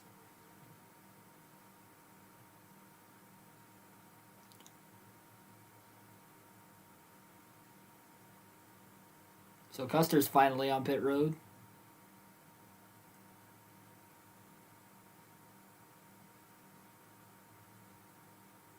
Might be the Kyle and Kyle show. Once again, we've had a long time since the last Kyle and Kyle show back in Chicagoland in 2018. We could be setting up for 1 year today between Larson and Kyle Busch. Those always seem to be good finishes when those two are battling for the win, whether it's in the Cup Series.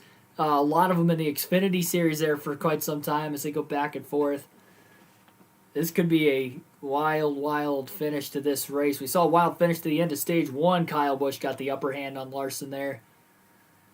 They're quite a ways off from each other right now, nearly 8 seconds now, as Larson just continues to pull away from where Kyle Busch is at.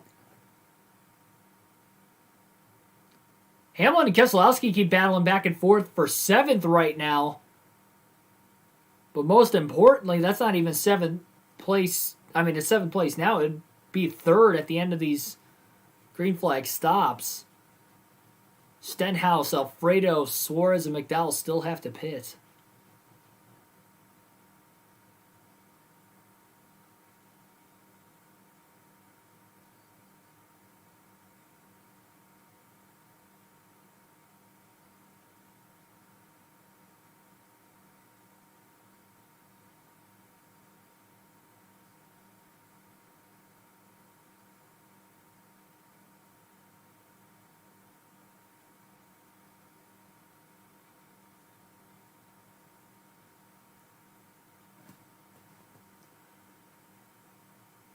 So once these pit stops cycle through, it'll be Larson P1, followed by Kyle Busch 2nd, Denny Hamlin 3rd, Keselowski 4th, Chase Elliott would be 5th, Truex would be in 6th place.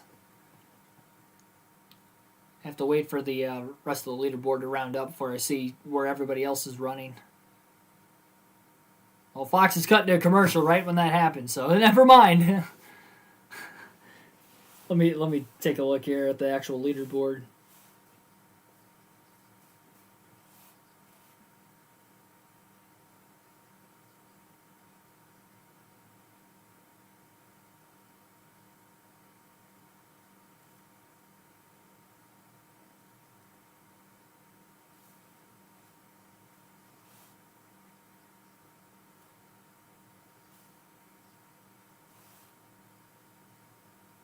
See, why does it do that?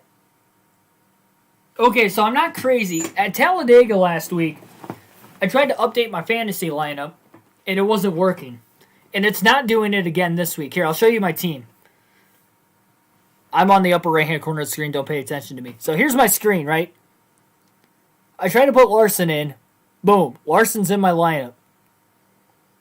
I go to my other fantasy team because I got one for our channel and then one for the NASCAR Weekly Podcast League.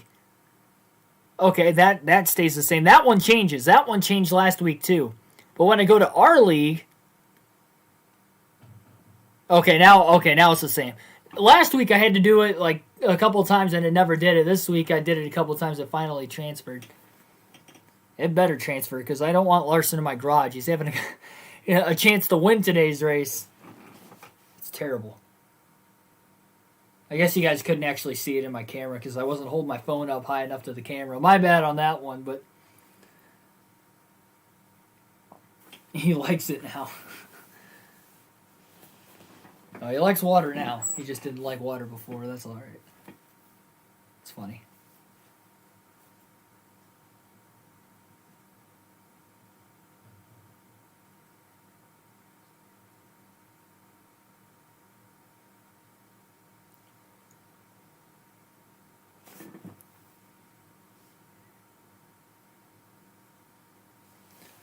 Got 5 people currently watching the race again. Thanks for spending your Sunday afternoon with me watching today's race. 8 likes currently right now, so thanks everybody for that as well. We will have NASCAR Heat 5 action on the channel later tonight. Full race live stream with the realistic broadcast again. If you're new to the channel, we do realistic broadcasts every day. Whether it's NASCAR video games or I guess on the weekends we do these races. Not always for the Cup Series. Sometimes we do Truck or Xfinity, but today we're doing the Cup.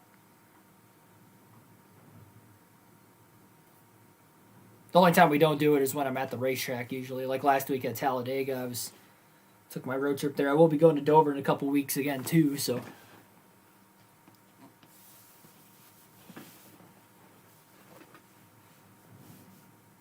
There's that.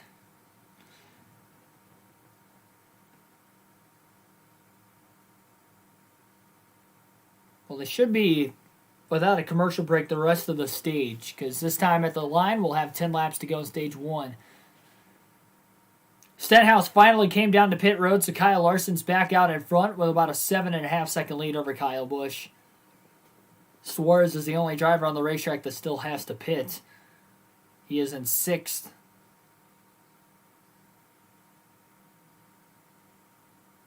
I'm surprised they were able to take it that long.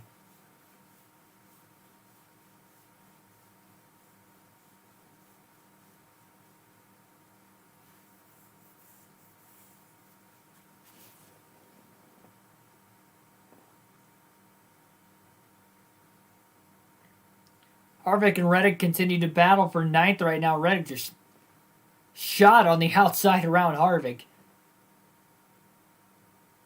Hamlin's closed in on Kyle Busch for 2nd place in the stage. They are running within a couple car lengths of each other. Top 10 runs like this. Kyle Larson, 9 Kyle Busch, Denny Hamlin 3rd, Keselowski, Elliott round out the top 5, Blaney 6th, Truex 7th, Reddick 8th, Harvick 9th, Christopher Bell rounds out the top 10. Suarez finally comes to pit road. Crazy fuel mileage that Suarez was able to stretch it that far.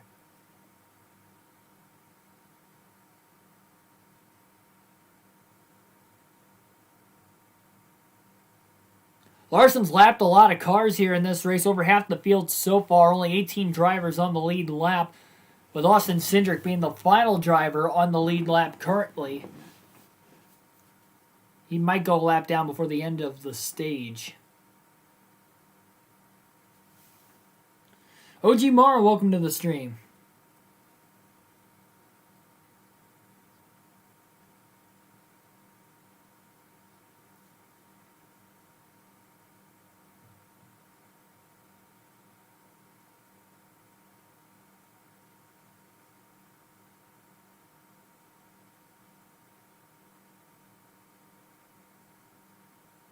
Reddick on the outside as well, going to blow around Harvick. I'm not sure if Harvick's car just isn't running well around the top. We know him to want to run the bottom as much as he can. Maybe he's just waiting till late in the race to move up high, but he's losing a bunch of spots. And a lot of valuable stage points because Harvick does not have a win yet this season.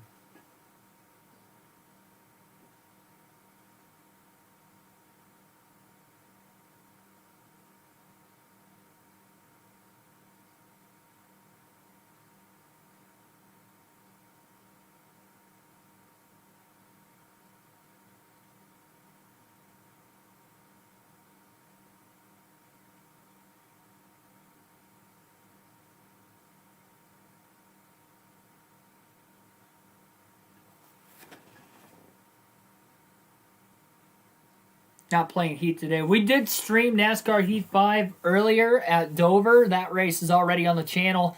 And then we'll be doing Daytona tonight. I don't interrupt the Cup races. I never do. I always want to watch the Cup race anyway. It's an incentive for me to watch the Cup race every weekend. Well, not an incentive. I don't get anything out of it. Well, I get enjoyment out of it, so I guess there's that. Larson finally put Austin Cindric a lap down. I think Cindric was holding back Larson quite a bit because Kyle Busch has gained about a second and a half here in the last 4 or 5 laps. No, never mind.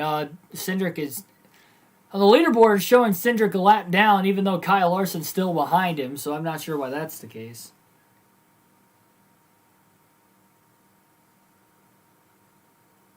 I don't think Cindric, or I should say, I don't think Kyle Larson's like really making a huge incentive to pass Cindric right now.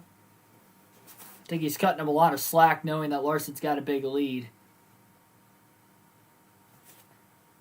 Yeah, I think we started it at like 12:30. I wanted to get the first race done before, because we were going to do a doubleheader today before the race started, and then we'll do the second race later tonight.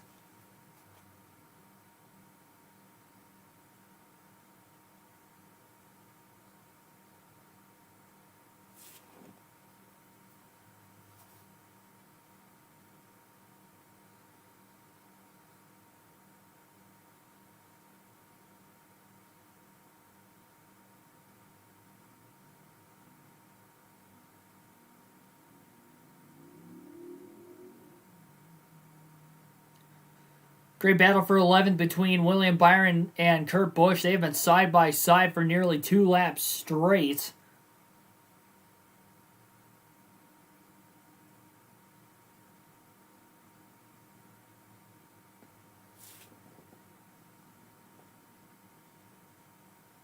Didn't get the notification. Yeah, that's a YouTube problem. There's nothing I could do about it. I can't even contact YouTube because you have to have 1,000 subscribers to even contact them. So, just kind of dumb.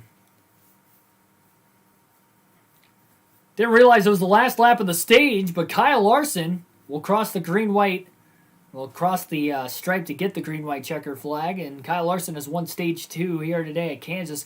Kyle Busch second, followed by Hamlin third. By a nose, Keselowski gets 4th over Chase Elliott 5th. Ryan Blaney 6th.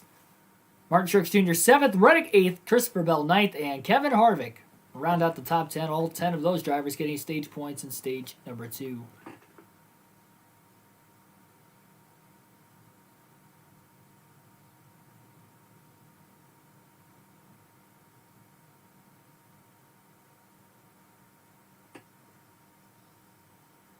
What system do I run Heat 5 on? PS4. And PlayStation. I don't have the PS5 yet. By the next NASCAR game, I should have PS5.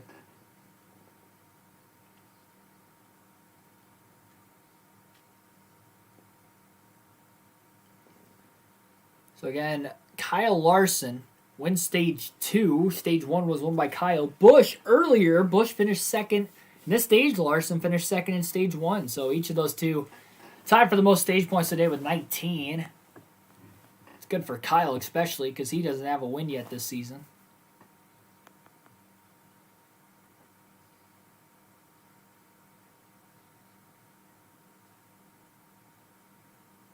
So damage on in your lobbies? Oh, yeah. Always. I don't host lobbies too often. Again, we do full race live streams. I do realistic broadcasts because a dream of mine is to become a broadcaster in the sport of NASCAR, so this only helps me out. But we do full race live streams. They're playthroughs. We have the career mode, and then we have championship mode going on right now with NASCAR Heat 5. And we also got some, once a week, we do a throwback, and we race NASCAR 05 currently.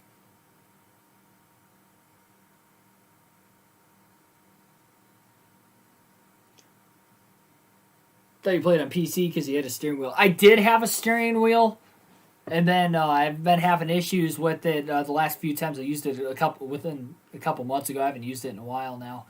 But the downshifter would like randomly downshift. It was just stuck on it, and I didn't bother to try to get it fixed because I don't even know if the steering wheel will be compatible when the PS5 comes out, because it's pretty old. I've had it since NASCAR Heat 2 for the PS4, so didn't want to fix it. That's why I've been running on controller a lot now. I ran on controller before. I would like kind of split, like half the season I'd run steering wheel, half I'd run controller, just kind of alternating races a lot. But that's why I've been using controller a lot now.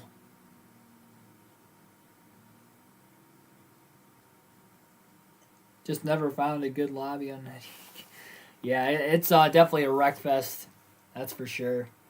Especially if you get more drivers in it. It's just a lot of it is just because, I mean, kids play. And kids aren't as good, generally speaking, because they don't have as much experience with NASCAR video games in general. Just any video games. So they're not going to be as good as, you know, for instance, I've been playing games my whole life too. But I'm 21 years old compared to, you know, us having, you know, 12-year-olds out there that have been racing for like 5-6 years. You know, it's just a generation gap kind of thing. That's all it is. Majority of the time. It's just experience level gap. But yeah, I will be hosting another. We hosted a lobby, what was it, a week and a half ago before I left for Talladega. I did announce that I will be hosting another lobby before I go to Dover, probably a couple days before I ship out there. But yeah, daily live streams, so don't miss it. NASCAR Heat 5 tonight. Daytona is the next race for the Xfinity Series. We're getting towards the end of the regular season. We might have to win a race to get into the playoffs. Another race. We have already won one. We've had 12 different winners so far this season, so might have to win another one.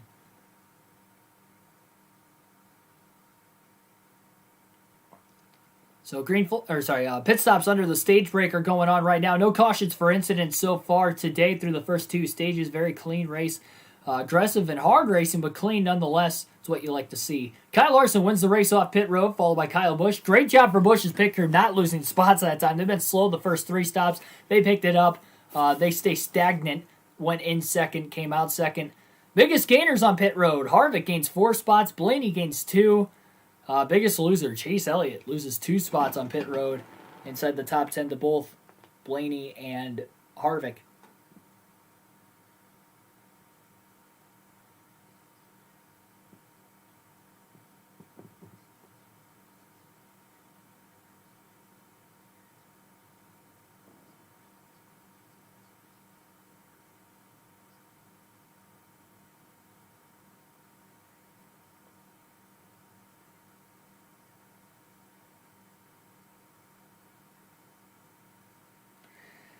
Gotta go check back for the race. Oh, okay, gotcha. Yep. Yeah, we ran that race earlier today. Had a good run. Don't want to spoil it if you didn't watch it, but we are running Daytona tonight. Probably about 8:30 Eastern Standard Time for the start time. It's only a 100-lap race, so it's not going to take very long. I could get away with starting it a little later.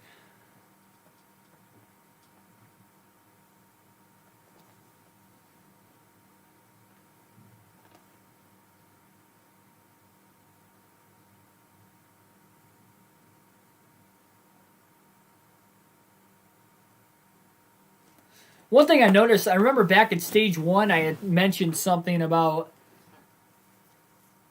Kyle Larson maybe getting into the wall when he was battling for the lead. It looked like the car got tight when he was in line behind Keselowski at the time. Noticing right there when they were interviewing Kyle Larson before they went to the commercial break during the stage 2 break was that Larson had a little bit of damage around that right rear well. The actual fender might have been not caved in, but it was scuffed. So he did brush the wall at that time then. So there is a little bit of damage, but not enough to cause a tire rub. But that also means he's got to be careful, because the next time he hits the wall, he's likely going to cause a tire rub, or even get into somebody on restart. It's going to cause a tire rub, because he does have already that little bit of scuffing on it. It just didn't push in the fender enough to cause any harm. Got away with it once. I don't know if he can get away with it again. Met Daytona, sorry. Oh, okay, gotcha. Yeah, but hey, thanks for stopping by. Leave a like on your way out if you haven't already. And, yeah, again, thanks for stopping by. Greatly appreciate it. enjoy the rest of the Cup race today as well if you're watching. It's been a good race up to this point. Stage 1 was very exciting. Stage 2, Larson kind of put a beating on everybody right there. During the green flag stops and everything, but we'll see how the final stage is going to go. I'm sure the restart for the final stage is going to be very entertaining. We saw, nearly 5 wide on the last restart going into turn 1. And that was over 80 laps ago, of course, at the beginning of stage number 1, or beginning of stage 2 after the stage 1 break.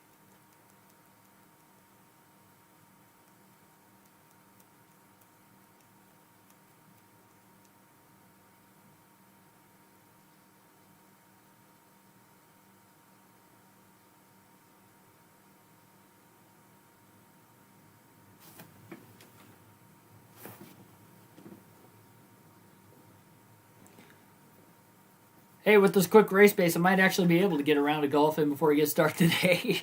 I'll give it that. That's what sucks about the late start times. I was working on the research I had for the podcast today this morning. By the time I got done, it was like 9:30. I was like, I don't want to get caught out there because although it's super windy, it is like 82 degrees outside. So I was scared that if I went golfing that I wasn't going to get back, by 2 o'clock. And obviously, we got the Dover race in instead with me starting earlier. So that allows us to race Daytona later. It is 4 o'clock. You must be Central Time then. It's 5 o'clock where I live. I'm in Eastern Standard Time.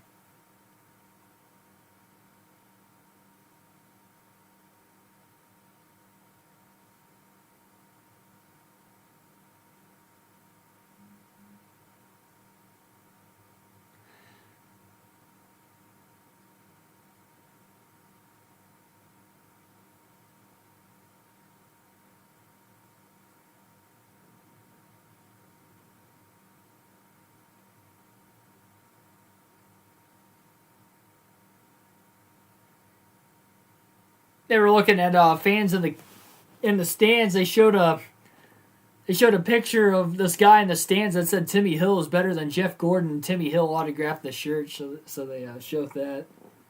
And that was pretty cool, pretty funny.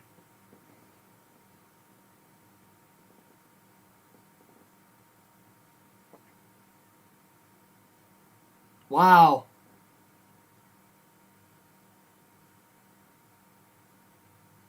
Denny Hamlin going to stay out of the pits. They know they're missing at least 1 lug nut, maybe 2. This is going to be risky right here. He restarts 4th. Kyle Larson, Kyle Busch on the front row. Larson going to elect the top side. He did that on the last restart too. Kyle Busch on the inside. Blaney, Hamlin, row 2. Blaney will restart on the inside behind Kyle Busch. Green flag back in the air here at Kansas. Final stage underway. Blaney pushes Kyle Busch as Hamlin pushes Larson. Fanning out the 3 wide again as they go into turn 1 further back. Oh, Elliott slides high, trying to block Bell, and they're 4 wide in the middle of turns 1 and 2. Elliott lost a little bit of ground to Chastain and Austin Dillon underneath him now. Still 4 wide down the backstretch. Look at Austin Cindric up the middle. A 4 wide pass to get around Bowman and Bell. He's still battling though with Chase Elliott. Bubba Wallace gets a little loose in turns 3 and 4. Briscoe, LaJoie underneath him. All those guys just outside the top 10. Meanwhile, at the front, still side by side for the lead between Kyle Busch and Kyle Larson since the restart. Larson finally pulls clear off turn 2 on Busch. 3 wide for 4th off turn 2 with Keselowski, Harvick, and Blaney. Blaney down to block Reddick behind him and trying to stay on that right rear corner panel of Harvick and side draft him through the corner. Harvick couldn't quite clear Blaney off the exit of 4. You know he wanted to. Allowing Keselowski to pull away from those guys.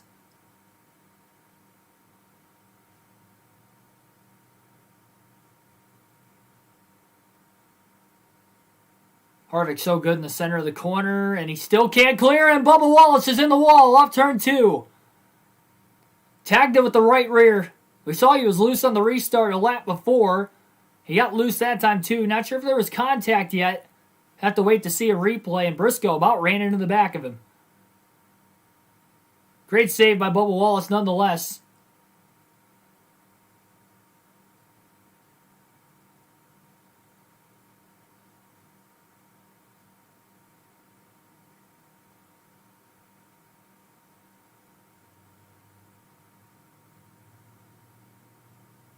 So 3 wide middle into turn 1 between Kurt Busch and Alex Bowman. He just kind of ran out of real estate. He might have overdrove the corner a little bit because he was trying to side draft the right rear of Kurt Busch, and maybe he just overcorrected it and got sideways.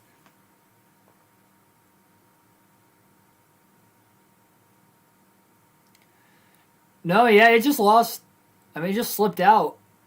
He might have tagged Bowman, too, because Bowman got a piece of the outside wall as well, unless they got loose simultaneously. But I'd like to think that Wallace got loose, tagged the left rear of Bowman, then Bowman got up into the wall. But again, we stay green. Hamlin to second place, meanwhile, on Kyle Busch.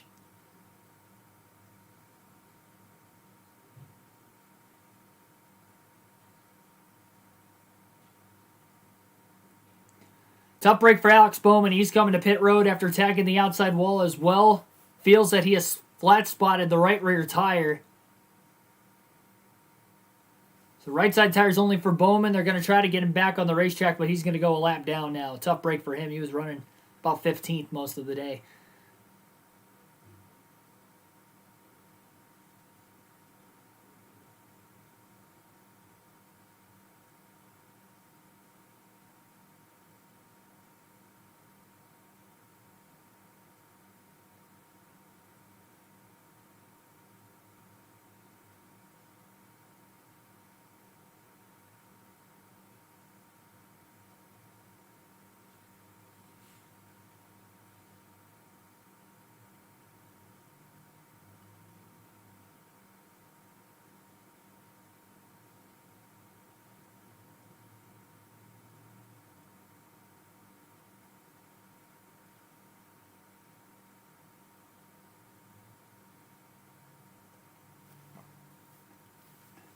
Kyle Busch still trying to race Hamlin for second place. They're about 3/4 of a second behind Kyle Larson, maybe 0.8 of a second.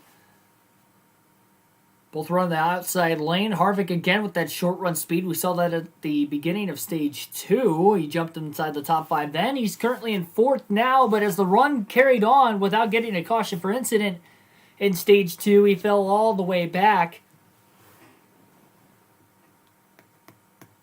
to 10th by the end of the stage.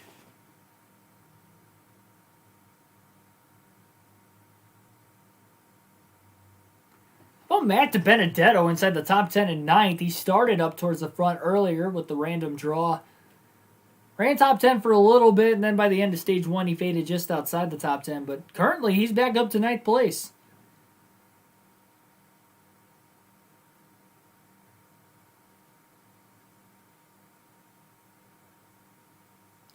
And my pick, William Byron's really faded. He's back in 16th right now.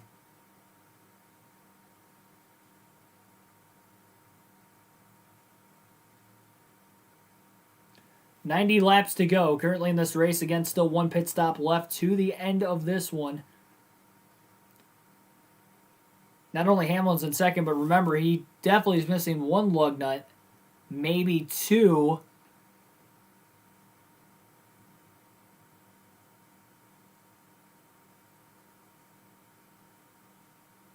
If they were going to split the stage in half, they were going to have to go about 45 to 50 laps.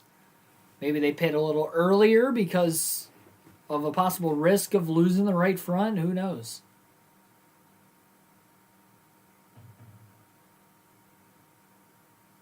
You would hope that doesn't happen because that's going to be dangerous not only for him, but just for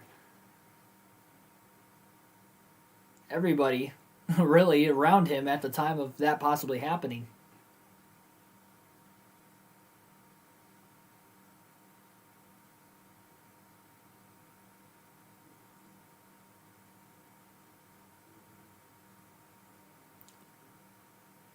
Wow, that's big. They just announced during the run right now. Clint Boyer's got that Fox like bet to, or not bet to win, but Fox's like game that they play every week where Clint Boyer gives off $10,000 of his money, and only one guy won it from the state of Ohio. So he got to keep all $10,000 of Clint Boyer's money. That's huge.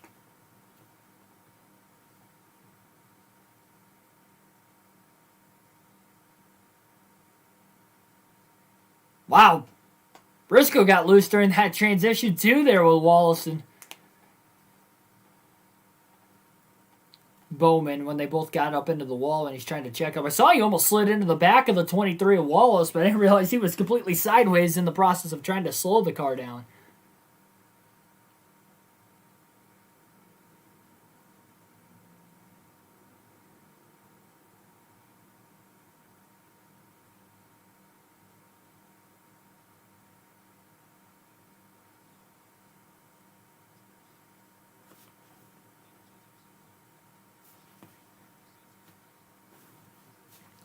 Got 6 people watching currently right now. Again, Fox is under the commercial break. So if you're wondering why I'm not commentating the race currently, that would be why. But thanks for everybody tuning in. Again, like, share, and subscribe for more daily NASCAR content. Right before the break, we had just less than 90 laps to go, and Kyle Larson's picking up where he kind of left off at Atlanta, where he's led a lot of laps in that race. Couldn't get the win, but today he's led a lot of laps, and he's still in the lead over Denny Hamlin and Kyle Busch.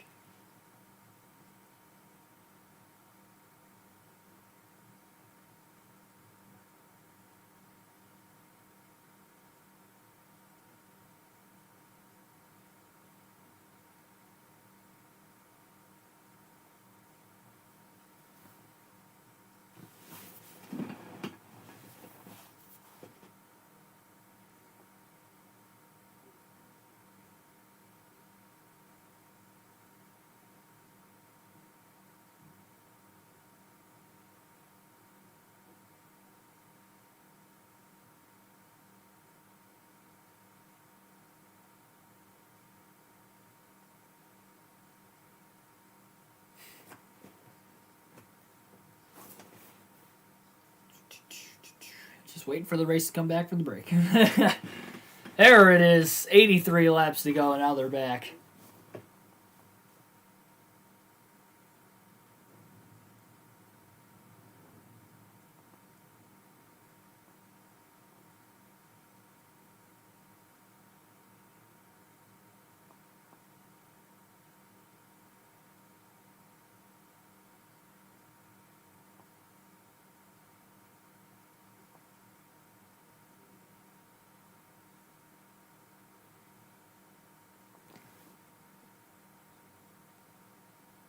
By the way, with Larson winning Stage 2, that was not only his 4th stage win of the year, but he leads the Cup Series in stage wins now this season.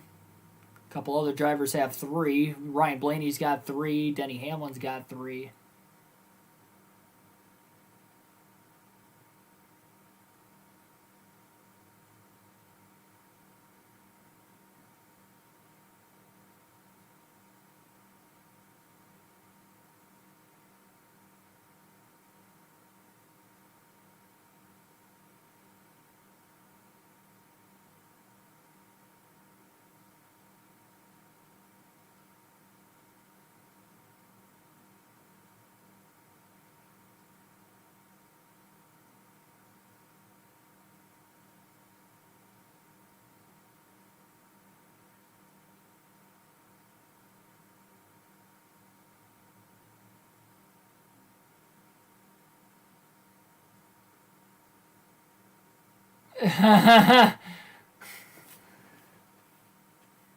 Jeff Gordon with the perfect zinger on Mike Joy.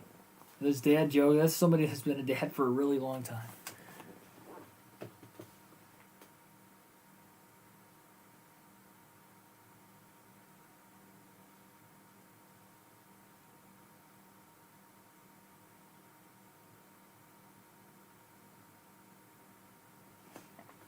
Hamlin still 2.5 back. Larson in the first stage couldn't really get that track position. He was always battling for the lead. Stage 2, he restarted out in front, and he was able to pull away for the most part. And his crew had a very fast stop on top of it, and they only continued to pull away after the pit stops.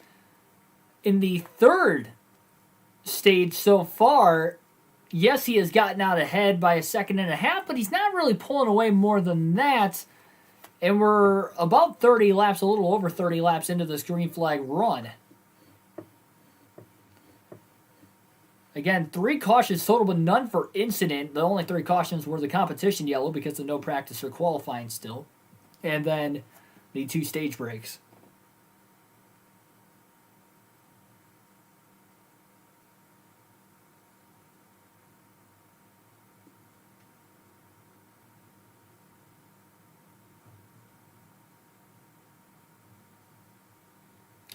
Shout out to Austin Cindric running top 15 right now, by the way. He is outrunning Joey Logano as far as the Penske cars are concerned. Now, granted, Logano is also battling food poisoning today, so I don't want to state that Logano's just having a very, very off day just because. I'm sure that can't certainly help.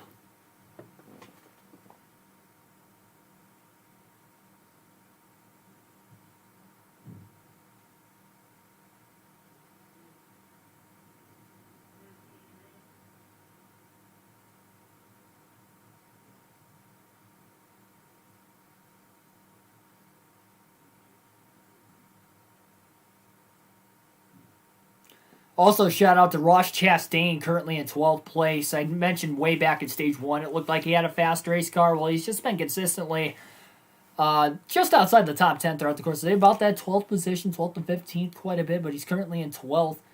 And he is beating guys like Kurt Busch, Tyler Reddick, who looked really, really fast in the first 2 stages. Reddick's back to 14th. We mentioned Logano. Byron's faded, so he's beating some bigger teams, that's for sure right now. And he's beating his teammate Kurt Busch, so Chastain leading the way for Ganassi right now. How about that?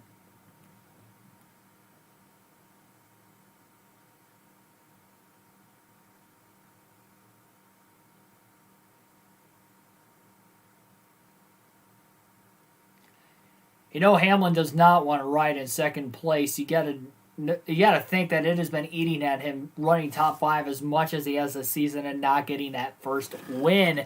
And here he is running second place, less than 2 seconds off the race lead, in a race where he just can't just seem to run down Kyle Larson. Larson's just been that good all day long.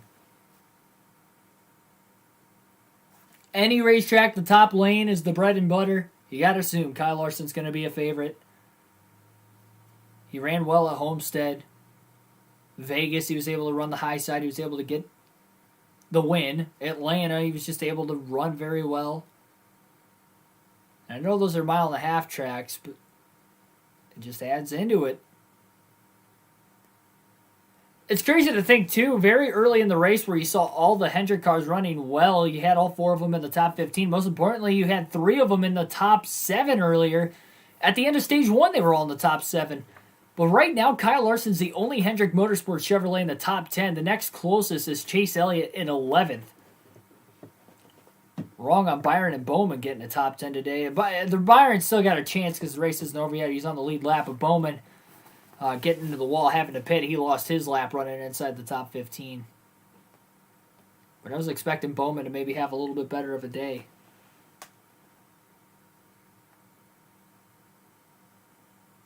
Austin Dillon, by the way, has actually been the highest running RCR Chevrolet in Stage 3.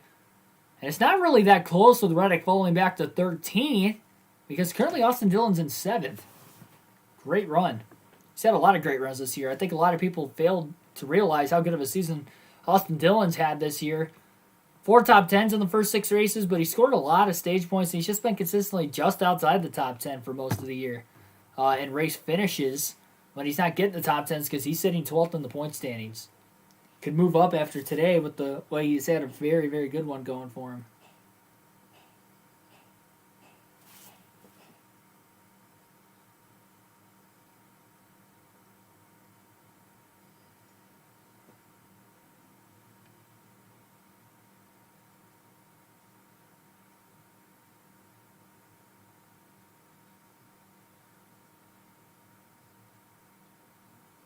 Huh.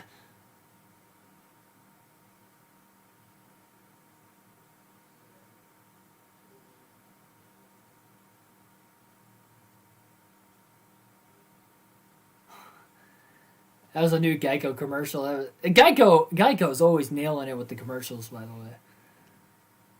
That was another one of their motorcycle insurance commercials.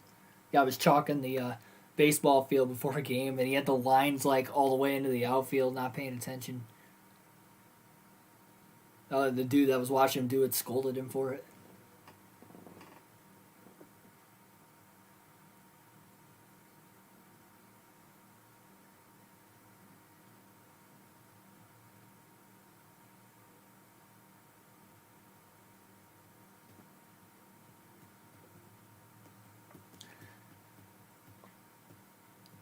I'm thinking that this is going to be the last commercial that isn't going to be a side-by-side coverage. I would assume that they're going to have one or two more, and they're probably going to be a side-by-side.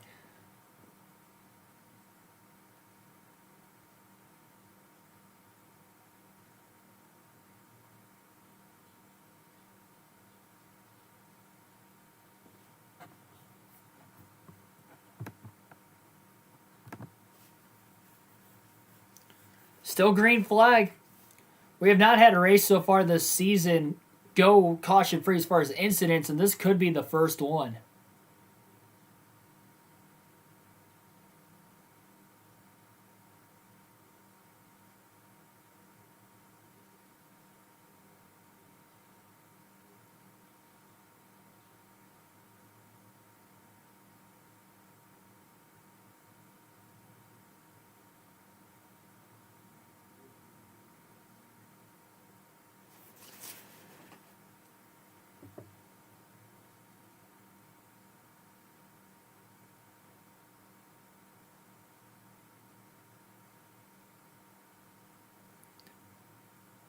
Now, we all know next weekend at Darlington is going to be a really good race.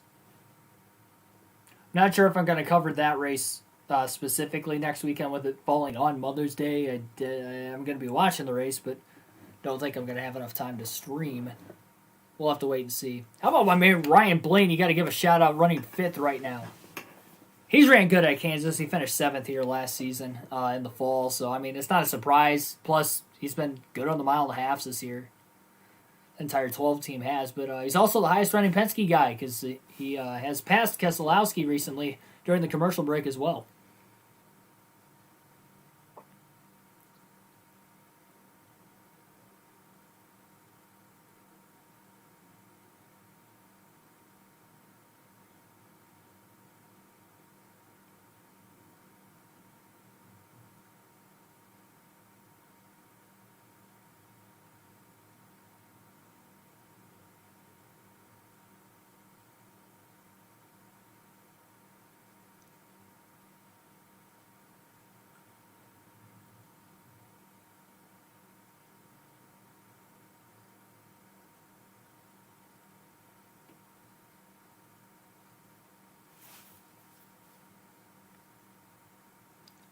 Martin Truex Jr. has rained down Austin Dillon as they now battle for 7th place during this long green flag run, about 12.5 seconds off the lead.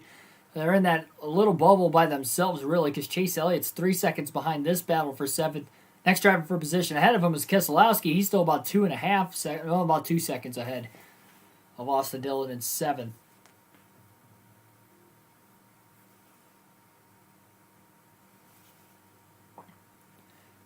62 laps to go. That pit window to make it to the end on fuel is open. William Byron going to try to take the advantage first as he is going to hit pit road. He was running 17th before the pit stops. Towards the tail end of the lead lap. Knowing that there were only 19 cars on the lead lap before Byron just hit the pits. So he's going to try to make up some track position perhaps. Maybe get another yellow.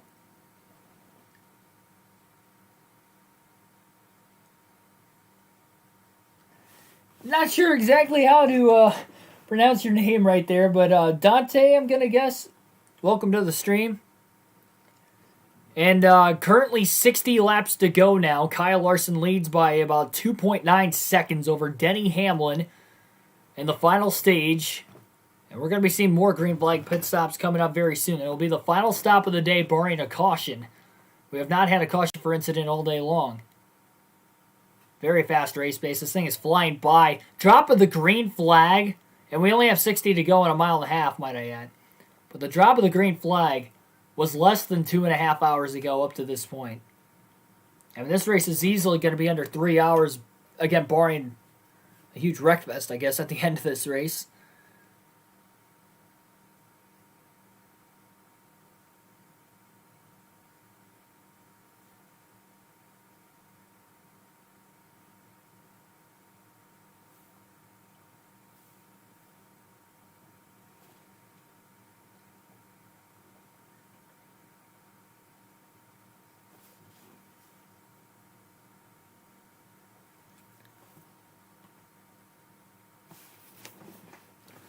Larson is really starting to widen it out. I guess that's something I kind of noticed a tiny bit in the last stage was it seemed like the more and more the more and more the laps are getting into the tire run, the more and more Larson was able to pull away. So yes, he would pull away to about a second and a half after about 5 to 10 laps, but then he would kind of stay at that second and a half lead for about another 20, almost 30 laps after. Once you get to that 40 lap mark, after the green flag drops for the restart, Larson continues to pull ahead, and he's out to a 2.7 second lead currently over Denny Hamlin right now. Kyle Busch in third is about almost 4.5 seconds off the lead. Harvick is 8.5 seconds off the lead in fourth. And then you got Ryan Blaney at 9.5 back in fifth, closing in on Harvick for fourth place. Larson has done a lot better job on the longer run this time than what he has earlier in the race. It seemed like he would get to the top 5 on the restarts. He'd fade. He finished 10th at the end of stage 2, but he's doing a pretty good job right now. Kyle Busch, Christopher Bell on pit road, so here come some of the Toyotas. Busch pitting for third place. He wants to be one of the first guys to hit the pits.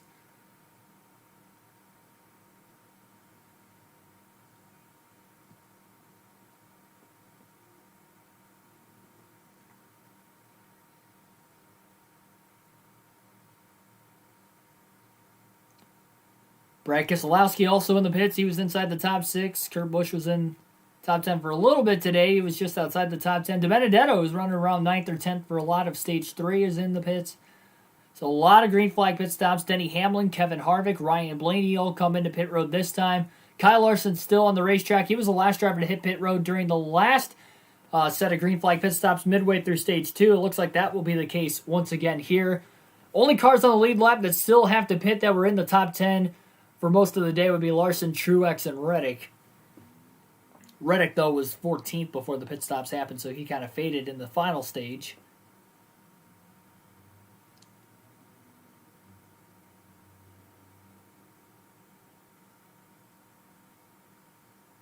And that's one thing Kyle Larson's had a problem with this year. Larson and Truex, I've noticed, have had a lot of pit road speeding penalties, so they were the last 2 cars to hit pit road, along with Reddick, again, this time, of the majority leaders in this race.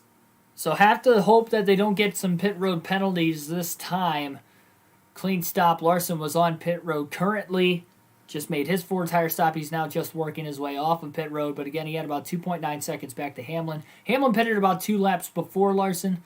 Might be able to cut into that lead a tiny bit with a fast pit stop. But uncontrolled tire, I believe, on the 8 team of Tyler Reddick, it looked like. That tire's rolled out into the grass.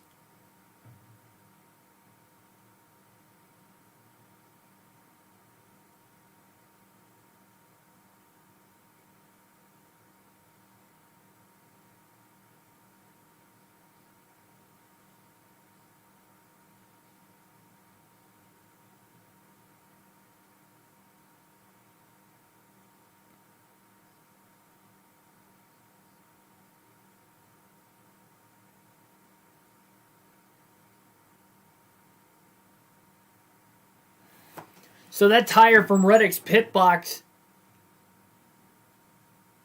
Yeah, okay, so Mike George just clarified. It was off Tyler Reddick and his pit crew. Tough break for Reddick. He was having a good day.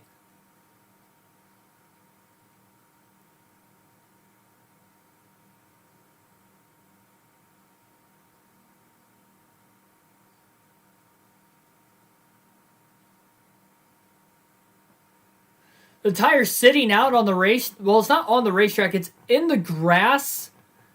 You would think that that would have thrown a caution, but they're staying green right now. They might just wave it off. It's not halfway out in the grass. It's barely in the grass, and it is off the pit lane, too.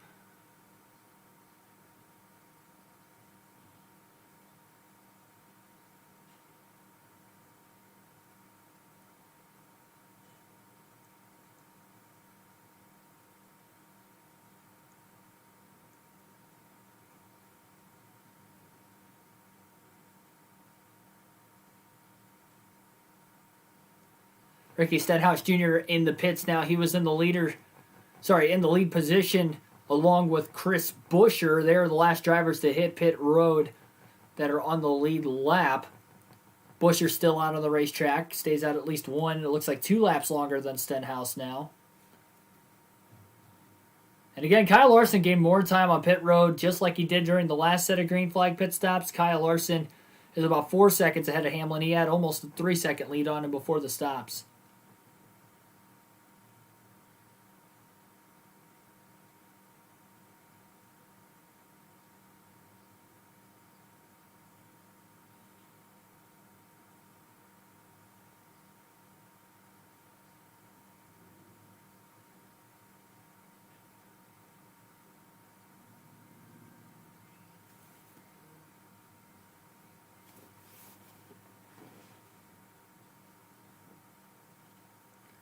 So what the Fox broadcast is likely picking up is that they are going to throw a caution, but they usually wait for the green flag pit stops to cycle unless it's like egregious and the tire's out in the middle of the track. But it's not. It's in the grass. It's off the racing groove. But it is a dangerous risk if a car goes sliding into the grass and hits that tire and the tire goes flying, especially near pit road like that. So it's definitely a safety issue.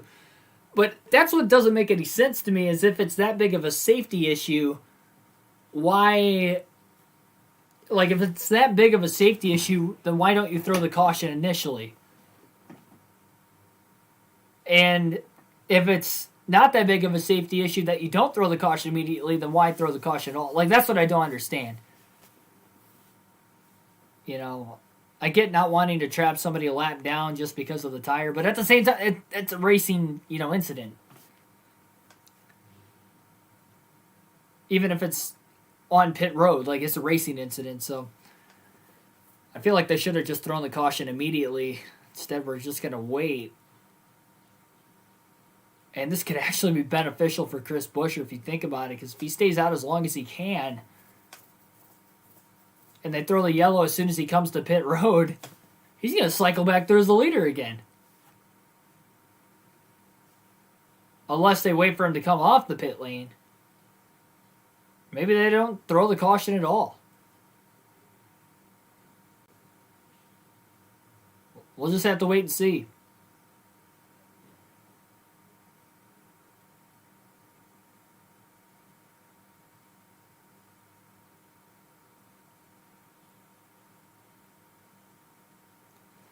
This is where you might see some tire strategy as well if we do get pit stops during the caution when they do eventually throw it for the tire. If they do, again, we don't know 100% that they're going to throw the caution. Just have to wait it out and see. Currently 45 laps to go in the race.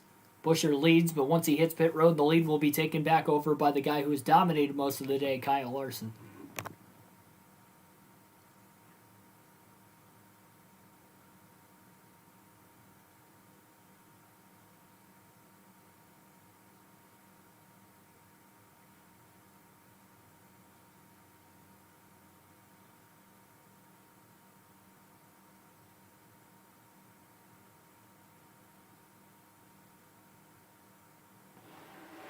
Suarez has to hit pit road as well, but he's already a lap down anyway. So I'm not entirely sure why Suarez is still out there, but...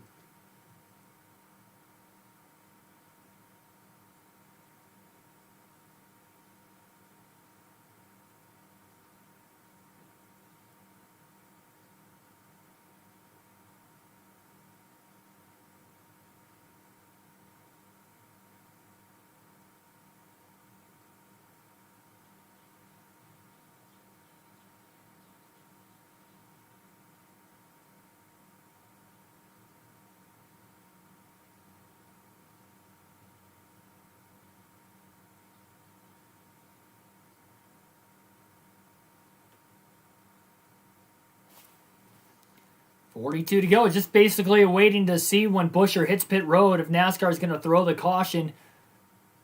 And Buschy's coming into the pits right now, so I guess we won't have to wait too much longer. Larson to the lead at the line.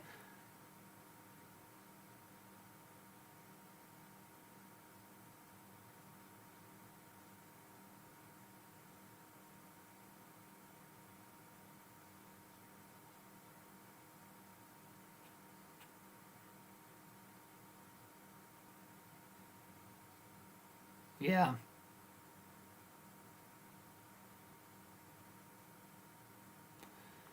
Yeah, they might as well. And that's exactly what I stated, too, what Larry McReynolds stated, that if they're going to go green this long and not throw the caution initially, then, at that point in time, you might as well just have to let it go.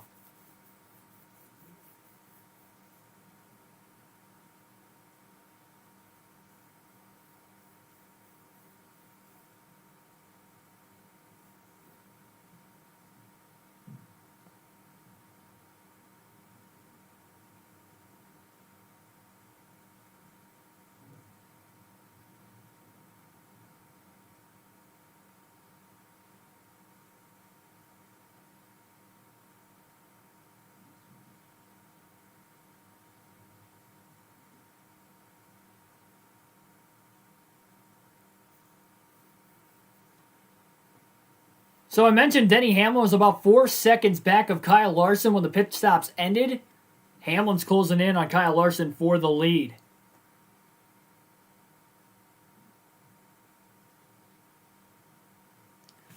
The lead is now down to 3 seconds between Larson and Hamlin with 38 laps to go.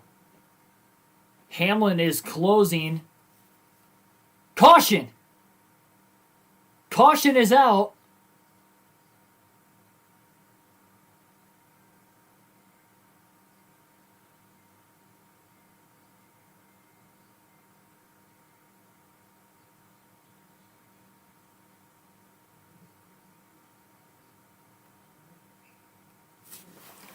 And the caution is for the debris because of the tires sitting in the grass. That's a questionable call by NASCAR. I understand why they threw the yellow, but they should have thrown it immediately when it happened.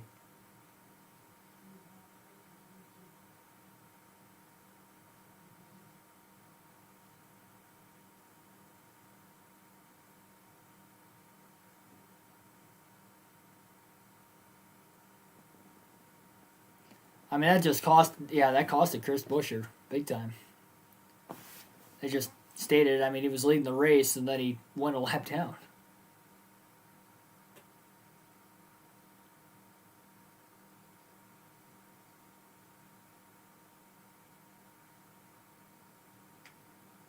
Anthony Hanley, welcome to the stream, by the way. Currently, Kyle Larson is leading the race.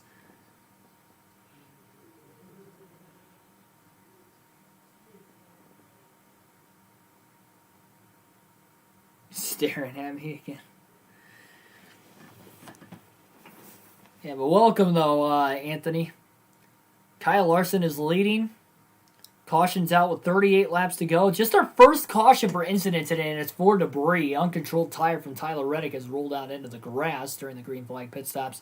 They waited for everything to cycle through and then threw the caution.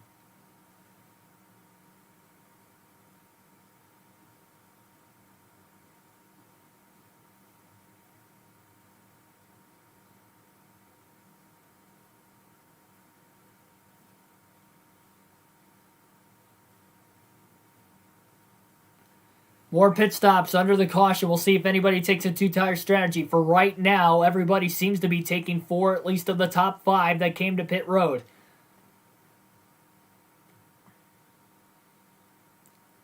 Kyle Larson and his crew has had fast pit stops all day, while Kyle Busch and his crew has had slower stops, 13.4 compared to Larson's 12.3.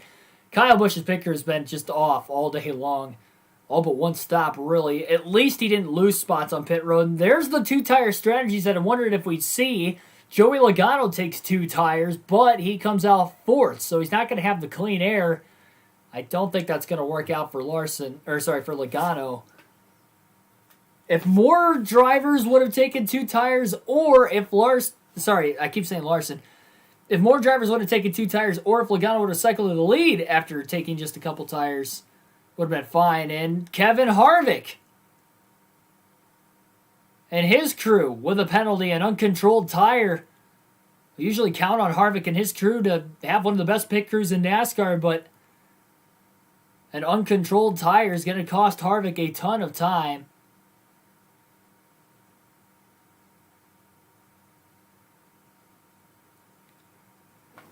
Second uncontrolled tire penalty we've seen now in the last 2 sets of pit stops. One under green, one under yellow.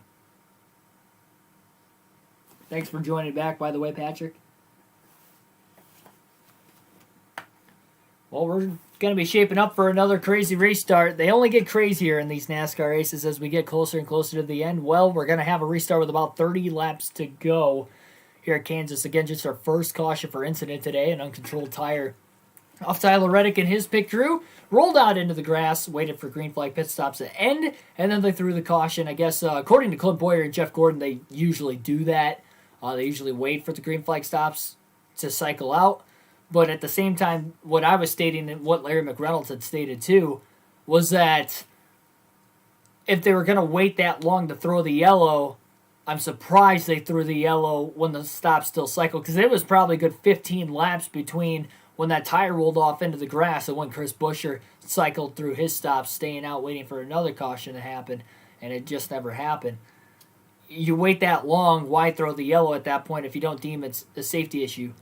What I also said was that I felt like it was a safety issue enough that they should have just thrown the caution immediately if they were going to throw the yellow. I get what they were going for, waiting for the stops to cycle through.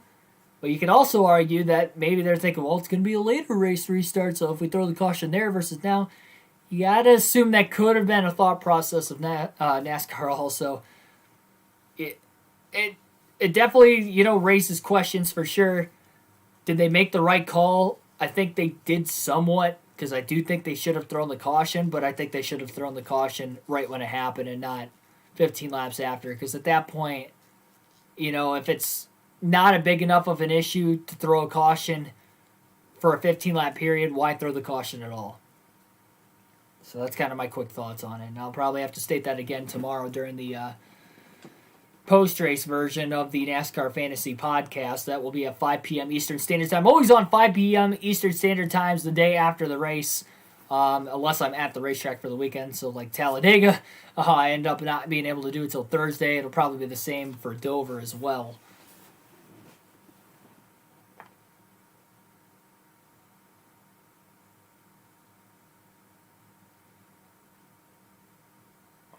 Daniel Suarez had an uncontrolled tire penalty as well in 17th, but I think he was a lap down.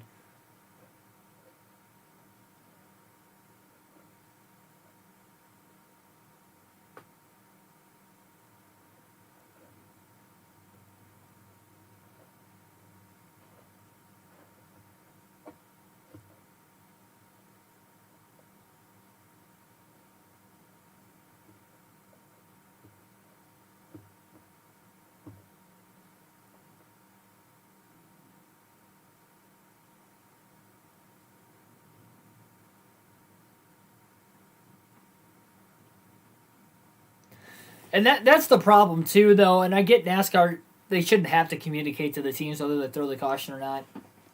You don't know if they're going to throw the caution. I thought...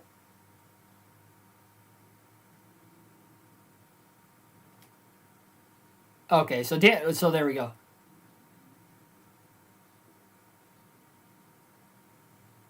So Suarez got the free pass position. So he's back on the lead lap, and then the uncontrolled tire penalty happens. So he is on the lead lap. He's at the tail end of the longest line, which he would have been anyway for the free pass. I guess the penalty didn't really cost Suarez at all. Going to the choose cone, Kyle Larson's going to elect the outside lane on the restart. He's been doing that all day. Hamlin will be the first car on the bottom. Row 2 will be Kyle Busch and Joey Logano. Blaney, Chase Elliott, row 3. Keselowski and Truex, row 4. And Austin Dillon, Ross Chastain will restart in row 5. Remember, Logano has 2 tires. Everybody else has 4. That could be costly for those guys picking the outside behind Logano in the second row. And that could cost Larson as well, because if Logano spins the tires because of those 2 old left side tires, and that means Kyle Larson's not going to get that push from Logano, that could allow Denny Hamlin to take the lead on the restart. Excuse me. Joey Logano will be on the inside lane, not the outside. My bad on that one. Logano will be on the inside, so everybody on the inside lane behind him could struggle on the restart, and that could end up costing Denny Hamlin because Hamlin's on the inside. Excuse me for that. So I think the outside, especially if Kyle Busch is pushing Kyle Larson, those two are going to get out way ahead of Hamlin in the inside lane. Blaney as well, restarting third on the outside groove.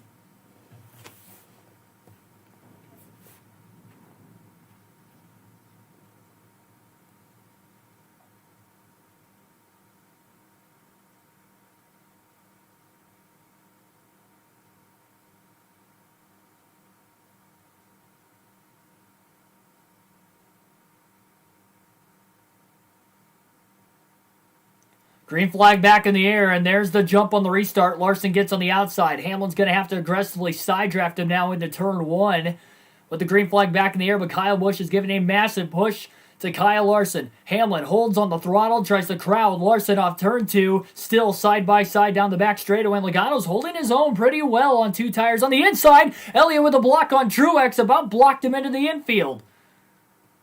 Might have been some contact between the two of them. They drive on, we stay green. Couple spots lost by both the 9 and the 19. Still side by side for the lead off turn 4 between Hamlin and Larson. Blaney up to third, passing Kyle Busch now.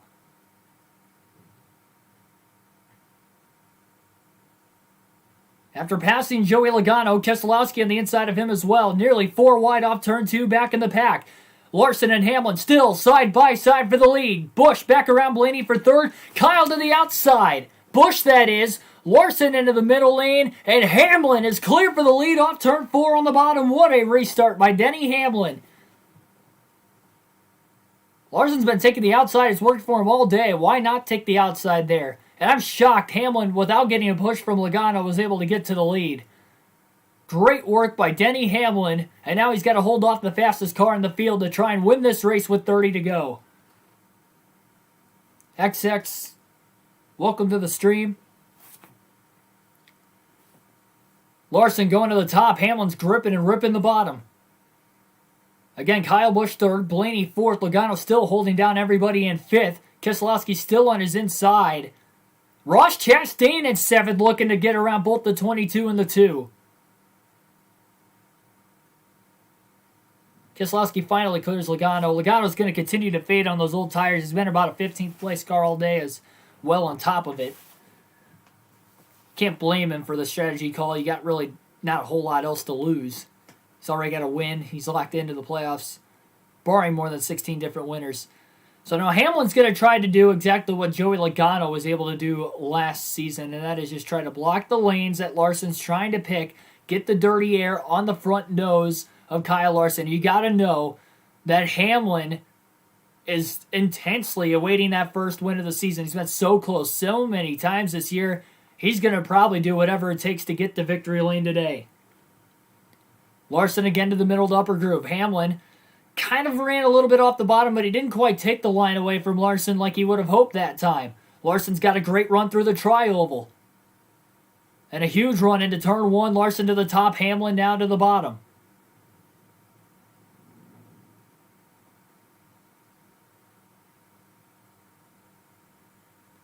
And again, don't forget about Kyle Busch, who's less than a second off the lead in third. He's also winless this season. Hamlin continues to go to the bottom, while Larson, of course, continues to go to the outside.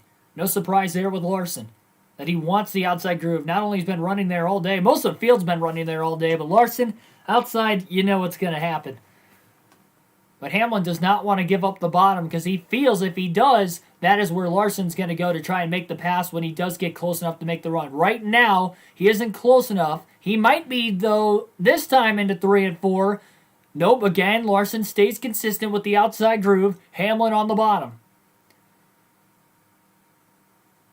Busch is kind of losing these guys now. He's about 9/10 of a second off the lead. Blaney's almost a second and a half back in fourth now, as the top two are just kind of driving away. But if they get side by side and start to side draft each other, they're going to slow each other down quite a bit. It's going to allow Kyle Busch and Blaney to close back in again.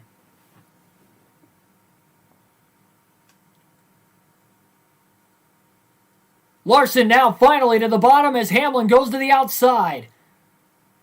He can't quite get underneath Hamlin yet. Oh, Hamlin's in the wall! Hamlin's in the wall on turn 4, and Larson's going to get to the lead.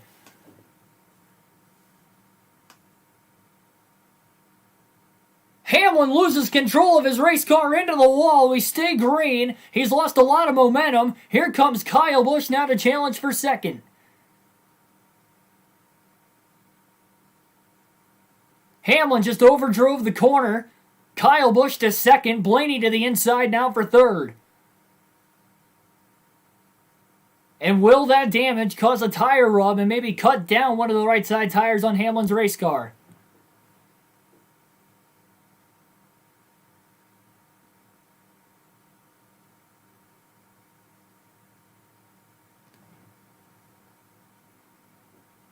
Surprised he got that tight with the clean. And yes, tire down on Hamlin. Caution's out. Tire is down on Denny Hamlin. He has blown, I believe, a right front. Yep, it is the right. Well, both right side tires are really down to the rim. Heavy damage on Denny Hamlin's race car. And his chances of coming so close to winning again this season, leading with less than 25 to go. He's in the wall while leading. Pushed the car just a little too hard, racing Kyle Larson. And we're going to get another late race restart here. Second caution for incident here this afternoon. And Denny Hamlin so close again. And there goes the tire down hard into the wall again in turns 1 and 2. And we'll see if anybody hits pit road during the caution. I'd have to assume track position means so much. This is the problem, though, with Larson and his crew. If you're Larson, I personally believe you have to stay out of the pits. If everybody pits behind him, he might be in a little bit of a dire situation here. Caution was huge for Joey Logano. Not only with 2 tires, he's able to somehow keep his track position. He's in 5th.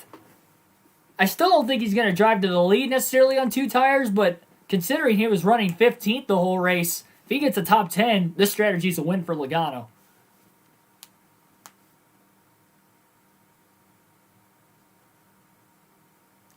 We'll see who comes down into the pits and who doesn't. Free pass going to go to Alex Bowman in 22nd, according to timing and scoring. And we're going to restart with less than 20 laps to go by the time they get that minor bit of debris built up. And there's the split strategy. Keselowski will lead a field of cars onto pit road. Elliott, Byron, Bell, DiBenedetto, Truex, Kurt Busch, Kevin Harvick, Austin Cindric of the top 15 all coming into the pits, while it looked like at least the top 8 or 9 cars stayed out. Well, this is what we needed to shake things up here in this one, and this is going to be a wild finish to the race. We saw great racing since the last restart, and it's only going to intensify going forward. Keselowski was in 5th place when he came to pit road, and he's going to have a slow stop as well, and that's because he's taken 4 tires. DiBenedetto took 2, Truex took 2, and everybody else that came down took 4. So that's why Keselowski lost a couple spots there. Same with Chase Elliott. So the top 3 stayed out. Logano stayed out. He's on 2 tires anyway. Chastain stayed out. Austin Dillon stayed out. It's like McDowell back there stayed out as well. No, McDowell pit. Oh, boy. The top 9 stayed out of the pits. Everybody from 10th on back will have fresh tires on this restart. And we still got laps left, ladies and gentlemen. It's not like we have a green-white checkered coming up. We are going to have about 18 or 19 laps to go when we go green.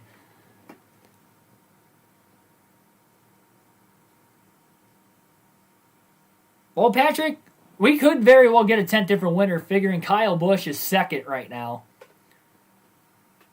I'm rooting for my man, Ryan Blaney, who now all of a sudden has a shot to win it. Ross Chastain's in 6th. He hasn't won yet this season.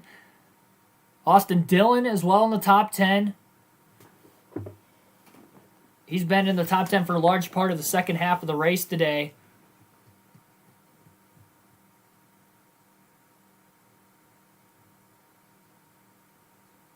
Some of the lap cars are pitting now that tried to stay out to take the wave around, but because not every lead lap car pitted, they couldn't take the wave around.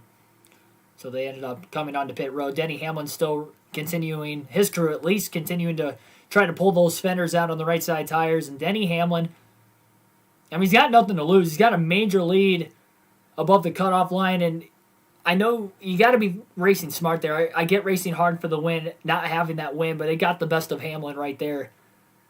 He's got a big lead for the regular season championship standings. I know Hamlin wants to win, and that means more to him. And I can't blame him at the same time.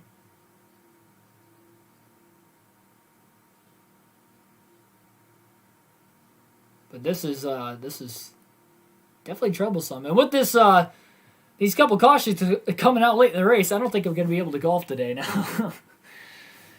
The way it was looking, it was going to get done before 6, and now it's like, oh, now it's not, and well, that's tough.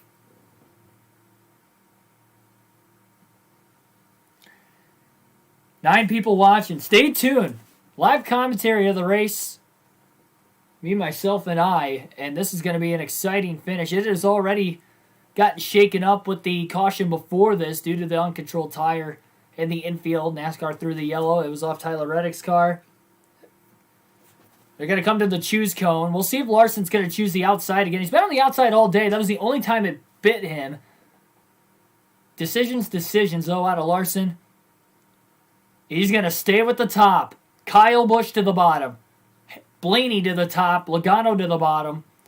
Chastain to the top. DiBenedetto on the bottom. And then Dillon on the top as well. Keselowski, the first guy on fresher tires, on the bottom.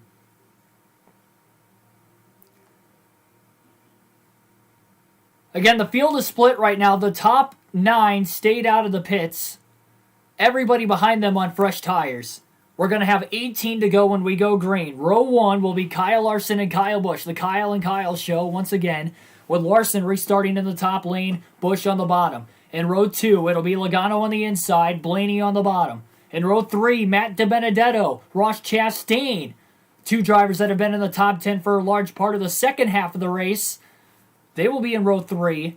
Row 4 will be Austin Dillon and Martin Truex Jr. with Dillon on the inside, Truex on the outside. So Truex is actually the first driver on fresh tires, not Keselowski. But Keselowski is the first guy on 4 tires because Truex only took 2. And I forgot DiBenedetto took 2 sides also. So DiBenedetto, Truex have 2 tires. Everybody else on fresh tires have 4. This is going to get intense to the end. 18 to go when we go green. Kyle Larson will lead the field into the Geico restart zone. He's got Blaney behind him. Green flag back in the air at Kansas. Who is going to get the win? Blaney all over the back of Larson, trying to give him a good push, as well as Logano pushing Busch on the bottom. Kyle got a good launch into the corner. Blaney's going to leave Larson. He's going to try to get to his outside, but he couldn't do it. Larson blocks him. Now down the back straightaway. Chastain pushing Blaney, trying to get him to go. DiBenedetto looks low. Logano blocks him. Chastain up the middle, 3 wide. Ross Chastain is going for third underneath Ryan Blaney on fresh tires. Excuse me, Chastain's on old tires. But still trying to go for a career best finish. Larson out ahead of Kyle Busch. Can he hold on? Busch going to go to the middle to upper groove. Larson to the bottom. Blaney still battling with Chastain, and as Ross Chastain could not clear him for third. A lot of momentum lost there by Chastain. I think he got out of the gas because now Keselowski's going to get up front. But remember, Larson having old tires and Keselowski has fresh. And Keselowski on those 4 fresh Goodyears has already driven himself to 4th. He's on the inside of his teammate Blaney for 3rd.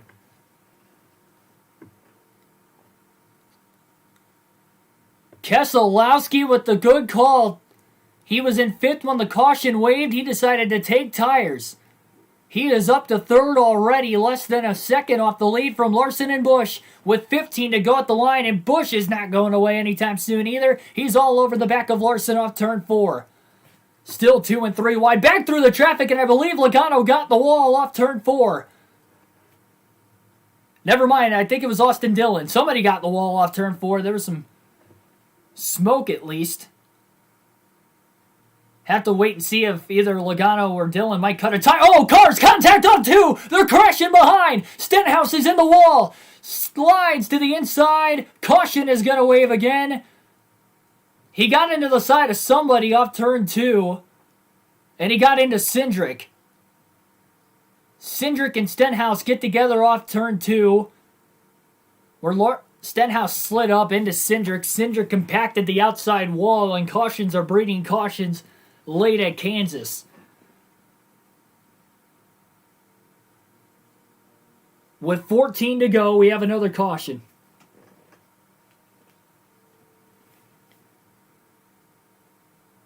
So it was Dillon that got the wall off for, not Logano, okay. Just got really tight. It looked like, hopefully he didn't flat spot any tires, but regardless of the fact, I don't know how Stenhouse, here's the replay. Stenhouse just got tight. It looked like loose tight. He was sliding around, but it looked like the front of the car was kind of pushing up. So Stenhouse gets tight, slides up into Cindric, who was on his outside. They were 3 wide, nowhere to go for Stenhouse once he lost control of his car. Tough break for Stenhouse. He came into the day top 16 in points. He did not need to have that happen. And he does have not enough damage to knock him out of the race, but it's obviously going to hinder his finishing position. A lot more contact out of Cindric. Cindric got the worst end of it.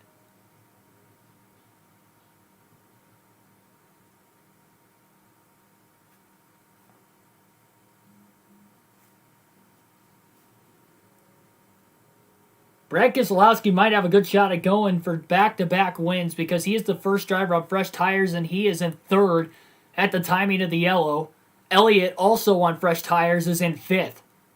Reddick on fresh tires in seventh. Pit stops during the caution.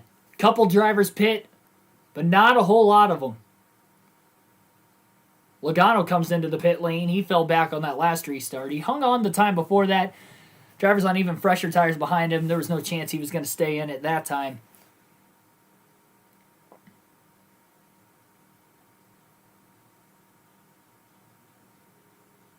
Now, 10 people watching, don't go anywhere. The race is just about to conclude. We have 13 to go under caution for the third time only for incident. And all 3 have come in the last 38 laps, excuse me. What lane is Larson going to choose this time? Outside has worked for him all but once today. You'd have to assume Larson's going to go to the top again.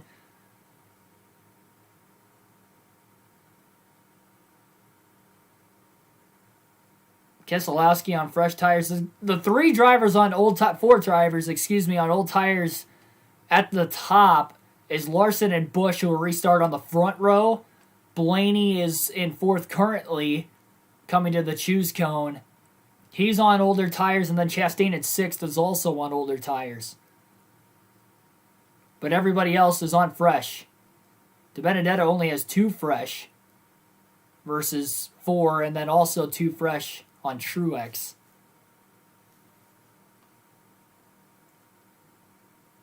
They did not give him 1 to go that time. Still picking up debris on the backstretch, so I think we're looking to go green at about 10 laps to go.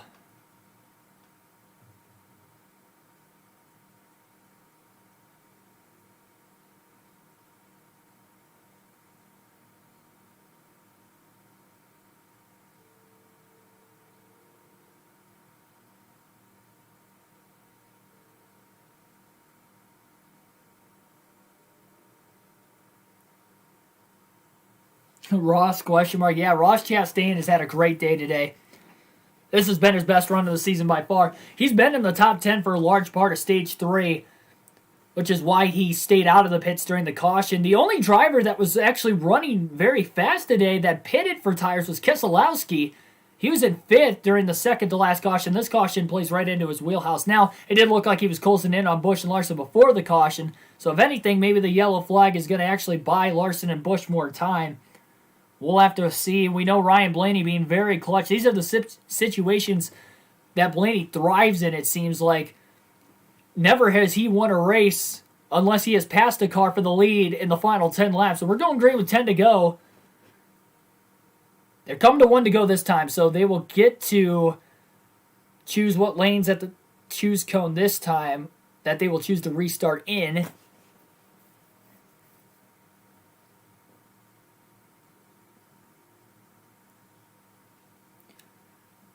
Larson will choose the outside again. No surprise there. Keselowski, though, will choose the outside behind Larson. Blaney to the inside behind Kyle Busch. Elliott on the outside behind Keselowski and Larson. Truex on the inside behind Blaney and Busch. Chastain on the top side. Back in row 4. So row 1 will be Larson and Busch with Larson on the top. You got Blaney and Keselowski in row 2. Truex and Elliott in row 3. Chastain and DiBenedetto in row 4. And then row 5 is going to be Byron and Reddick.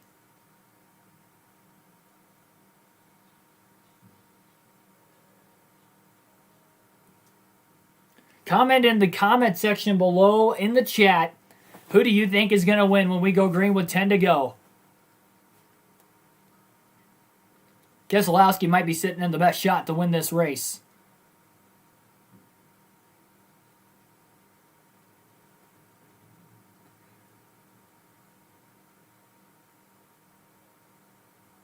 Larson's about to lead him into the Geico restart zone as the pace car now pulls onto pit road. 10-lap shootout to decide the winner in the Buschy McBusch race 400 at Kansas. Here we go, green flag, back in the air.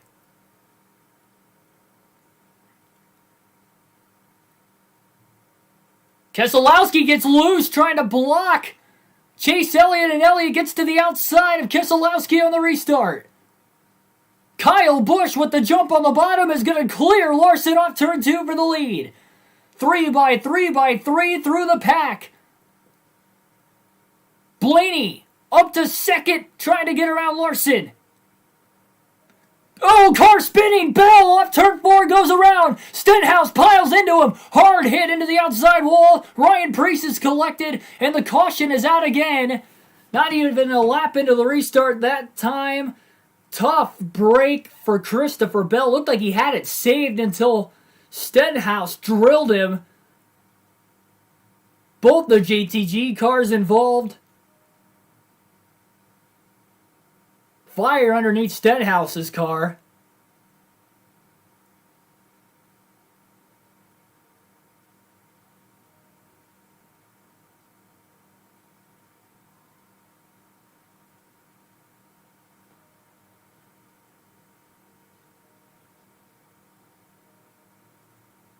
Trying to pull the fenders out on the right front of Bell's car. Stenhouse is going to get out of his race car after a hard hit. Ricky just in the wrong place at the wrong time.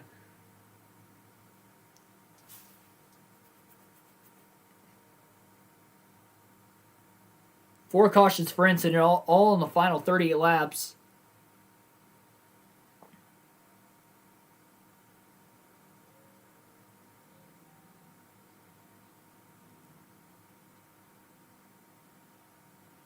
Wow. That was a hard impact for Stenhouse to Bell. When Bell was sliding, it looked like he might have had that car saved, but when you're going 3 wide all the way through the traffic like that, coming up from the top lane all the way down to the bottom, sliding is loose. And Stenhouse was on the apron.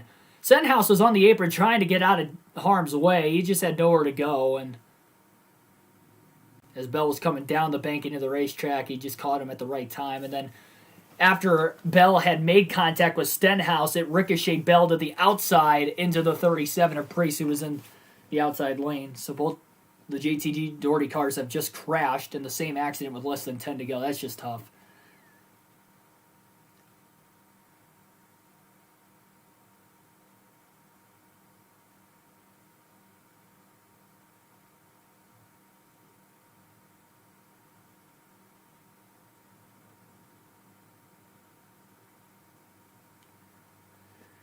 Guys, I'm excited because Ryan Blaney got past Larson for second on the restart. I don't know how Kyle Busch got that launch on the bottom.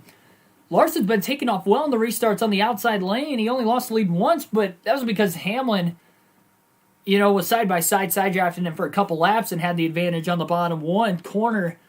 But Busch cleared Larson halfway through turns 1 and 2, so I don't know if Larson might have missed a gear or he had a wheel spin. It didn't look like he spun the tires getting to the start-finish line, getting up to speed, but that was very strange, and Blaney was able to get around Larson at the timing of the caution as well. So it'll be Kyle Busch and Blaney likely going to be on the front row for the restart unless Blaney chooses a lane behind him. I doubt that will happen. It's going to be interesting to see where everybody's going to be sorted out because Elliott had a great restart on Keselowski, but I think Brad held him off.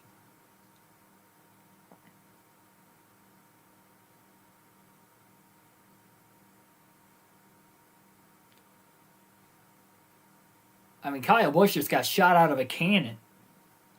And we're looking at Kyle Busch at possibly winning on his birthday. They mentioned earlier in the broadcast, he has never lost on his birthday. One other cup race on his birthday came in 2009 at Richmond. He won that day in the spring.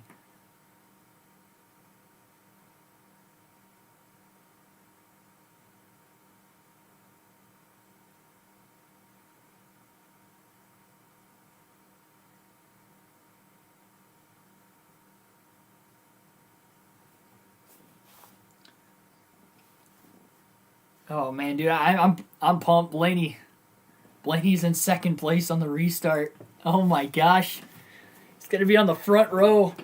I'm trying to call it down the middle, but as soon as that checkered flag flies, if he crosses the line first, the mic might crack. I'm just putting that out there. That is a nice Nature Valley scheme.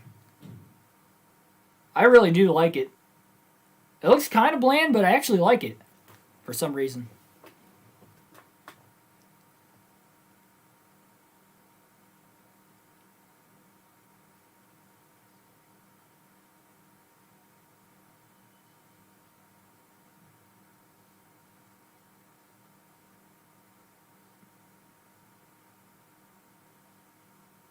Bell's front bumper is still dragging on the ground. They have not given him one to go yet.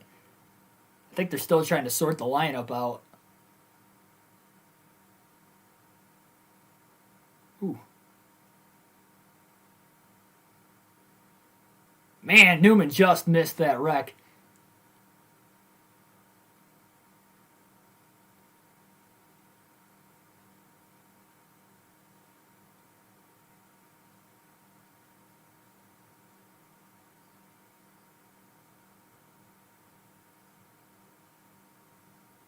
Bell was having a good day. I mean, he was right around 10th the whole race. He was in 10th, roughly, on that restart. Just a tough break. Yeah, the M&M scheme's pretty good, too. I mean, does M&M's paint schemes on whoever it's been, whether it's Kyle Busch, Elliott Sadler, Kenny Schrader back in the day, like, have they ever been bad? Like, I feel like they've always been good.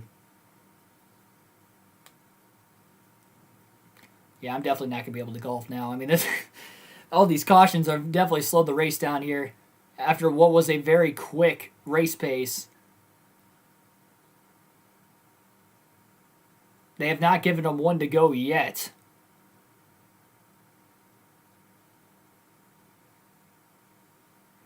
Chastain was on older tires. He's going to finally decide to hit pit road. He lost some ground on those last two restarts. Tough break. Because he had such a solid day. He was deserving of a top 10 run, and these late race yellows definitely costed Chastain. Honestly, the way this race is played out is very similar to the Daytona Road Course, honestly, this year. Only difference is Bell's not going to have a chance to win this one. It's tough to tell who's going to win. Of all the drivers inside the top 10, Kyle Busch in the lead, Elliott 6th, Harvick 7th, DiBenedetto 8th, Reddick 9th, all have not won yet this season. The guys that have won that are in the top 10, Blaney 2nd, Larson 3rd, Truex 4th, Keselowski 5th, and Byron in 10th.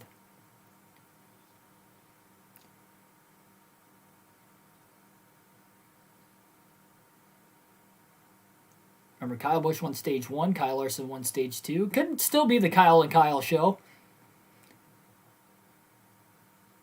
Just wonder how many laps we're going to have left when we go back green.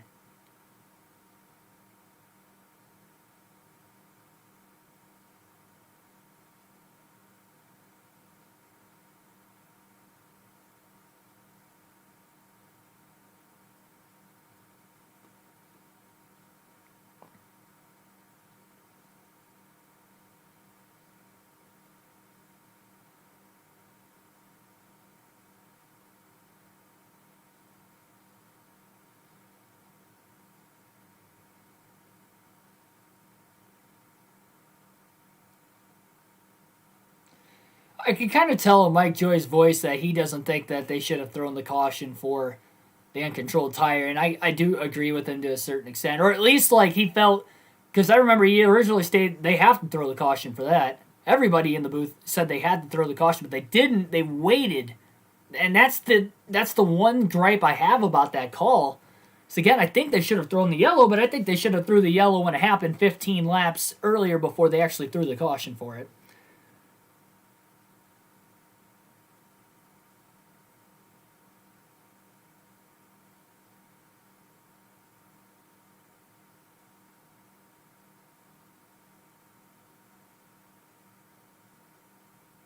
So Bell did lose a couple spots there under the yellow.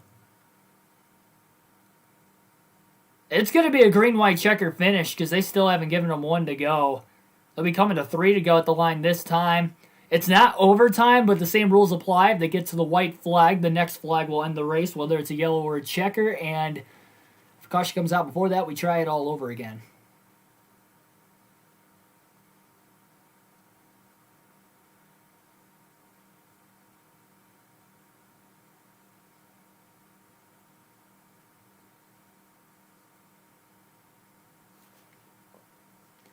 Top 3 on old tires, everybody else on fresh tires behind him. Truex has 2 fresh tires in 4th behind him, but everybody behind Truex has 4 fresh tires, except for Matt DiBenedetto in 8th also has 2 fresh tires.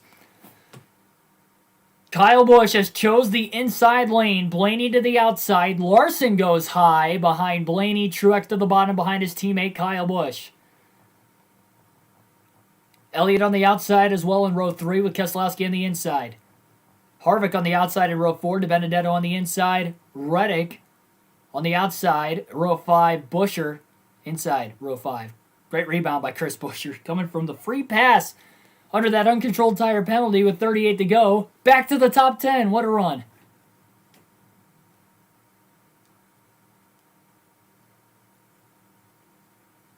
Two to go on the restart. My heart's pounding because Blaney might actually freaking do this.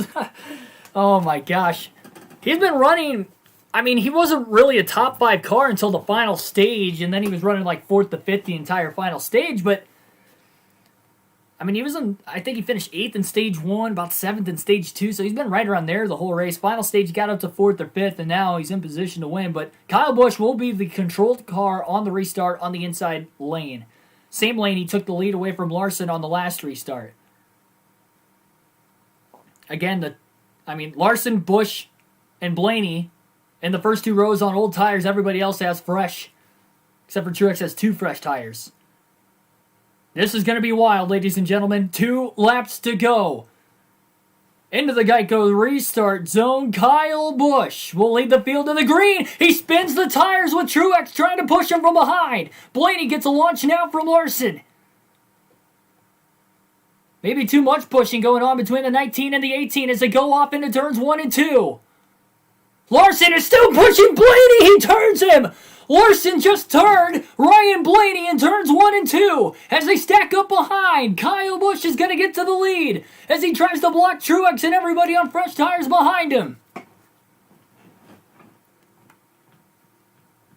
Off of turn 4, white flag in the air, 1 lap to go for Kyle Busch.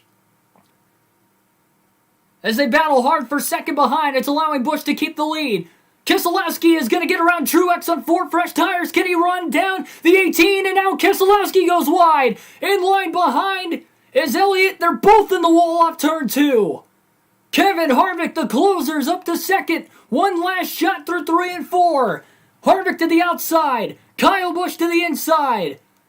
Harvick with a run off 4 is not going to get there. And Kyle Busch is going to win at Kansas in the Buschy McBusch Race 400 on his birthday. First win of the year for Kyle Busch. Harvick second. Keselowski third. DiBenedetto fourth. Golly.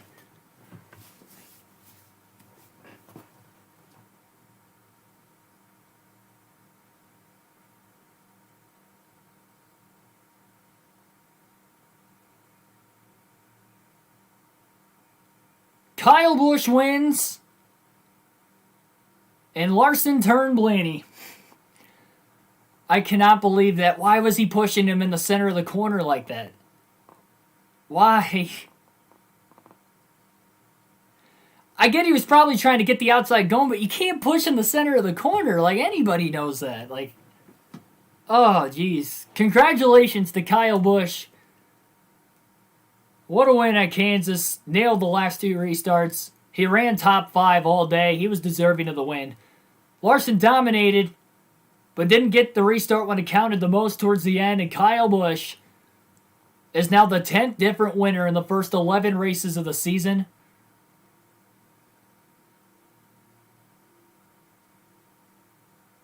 '58th career win now for Kyle Busch as well.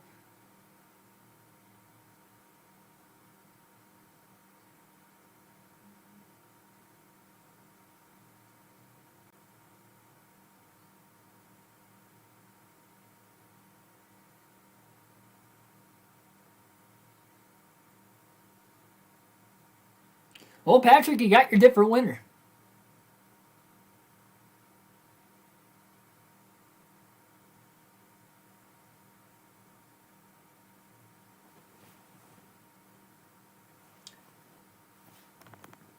Man, oh man. I'll take the headphones out when they interview Kyle Busch. Should be coming up right now.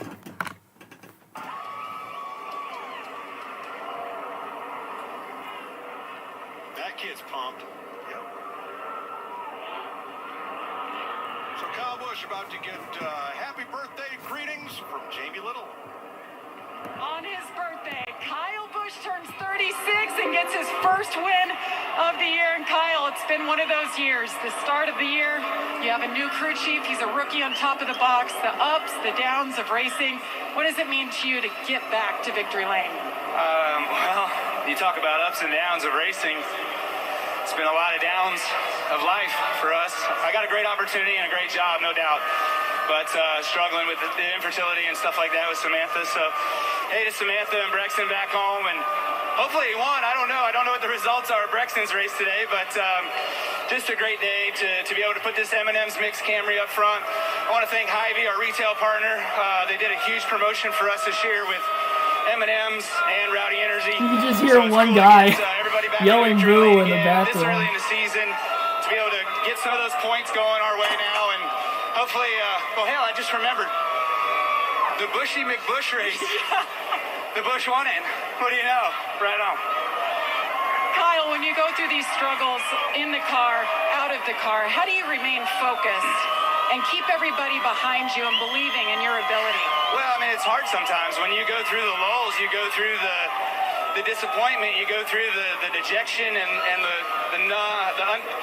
the understanding or the ununderstanding, I guess, of just whether or not you can still do it. There's a sense of doubt there for sure, you know, but you just got to keep persevering, keep digging, and putting your focus forward and being able to come out here and win this thing. So thanks to all the fans here at Kansas Speedway. It's awesome to have people back and you guys coming out and supporting us for what we can do with the rules right now. But thanks to my team, everybody at Toyota, TRD, M&M's Camry was awesome today. So Ben Beshore, it's his first win as a crew chief.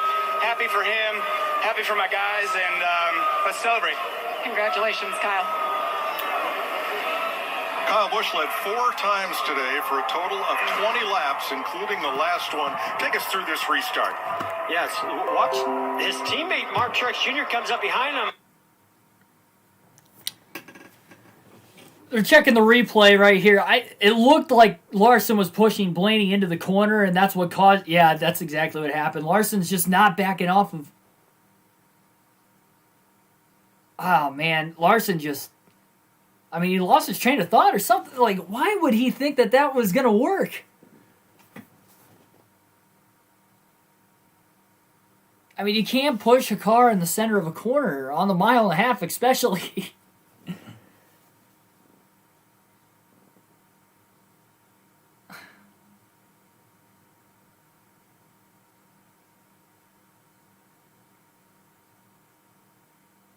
You gotta be kidding. I'm upset.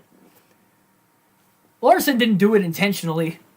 He was trying to win the race, and he was trying to push Blaney out in front to get the outside out ahead. But it just mind boggles me. Like, I get you don't want to lift either, then if you don't want to lift and Blaney's not taking off, why don't you go to the outside for the lead yourself on Blaney instead of turning him right around? Like, it cost Larson too, because when Blaney slid, I mean, he was still pushing him, and they both ended up in the wall.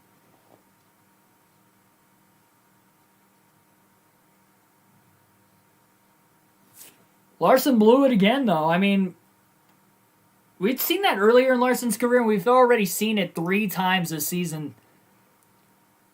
Larson got the job done. He won at Las Vegas. The Daytona Road Course, Kyle Larson probably choked away a chance away. Sorry. Kyle Larson choked away a chance to win at the Daytona Road Course. He was in second. He had way fresher tires than Logano. We saw Bell end up getting to Logano on the same fresh tires, but Larson overdrove the corner while he was in second place, slammed it into a tire wall.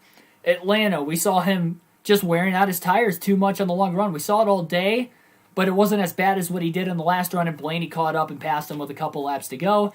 And then we saw it today where he dominated, but on the late race restart, he either missed a gear.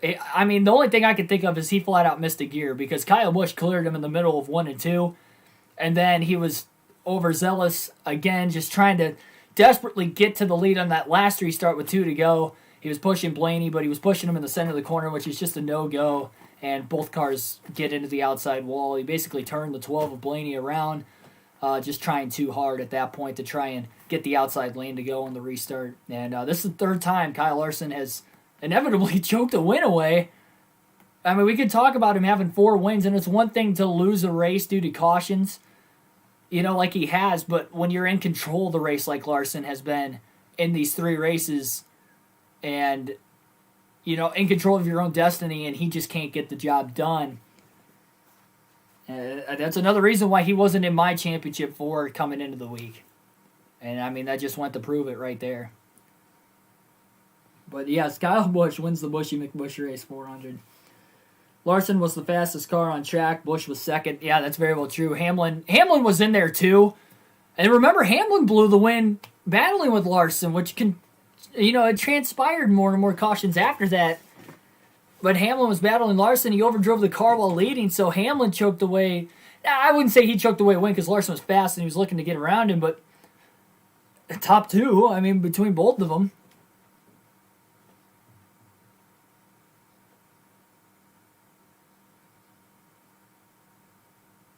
I just cannot believe Larson. I mean, you can rewind it and go back to my live reaction of what actually happened because in the heat of the moment, I did my job calling the broadcast to the end, but I was mind-boggled. Now, this is Larson's interview now. I got to listen to this.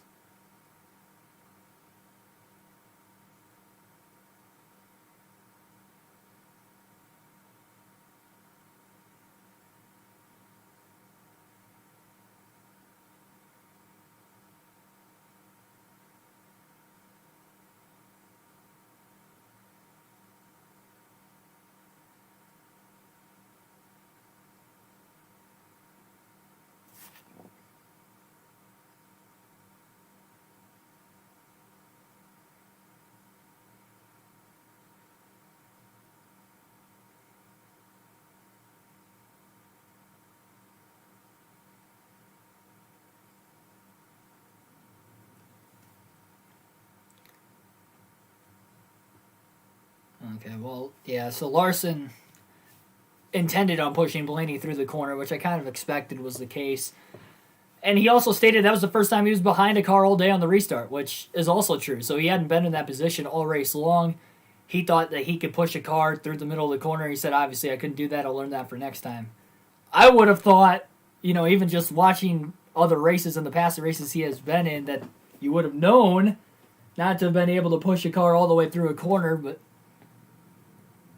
golly, man. It's one thing. Blaney had such a good day, too. I mean, Larson did, too, but I'm speaking as a Blaney fan now. He had a shot to win there at the end, and he got turned. Oh, jeez. I want to hear a Ryan Blaney interview. Light him up, Ryan.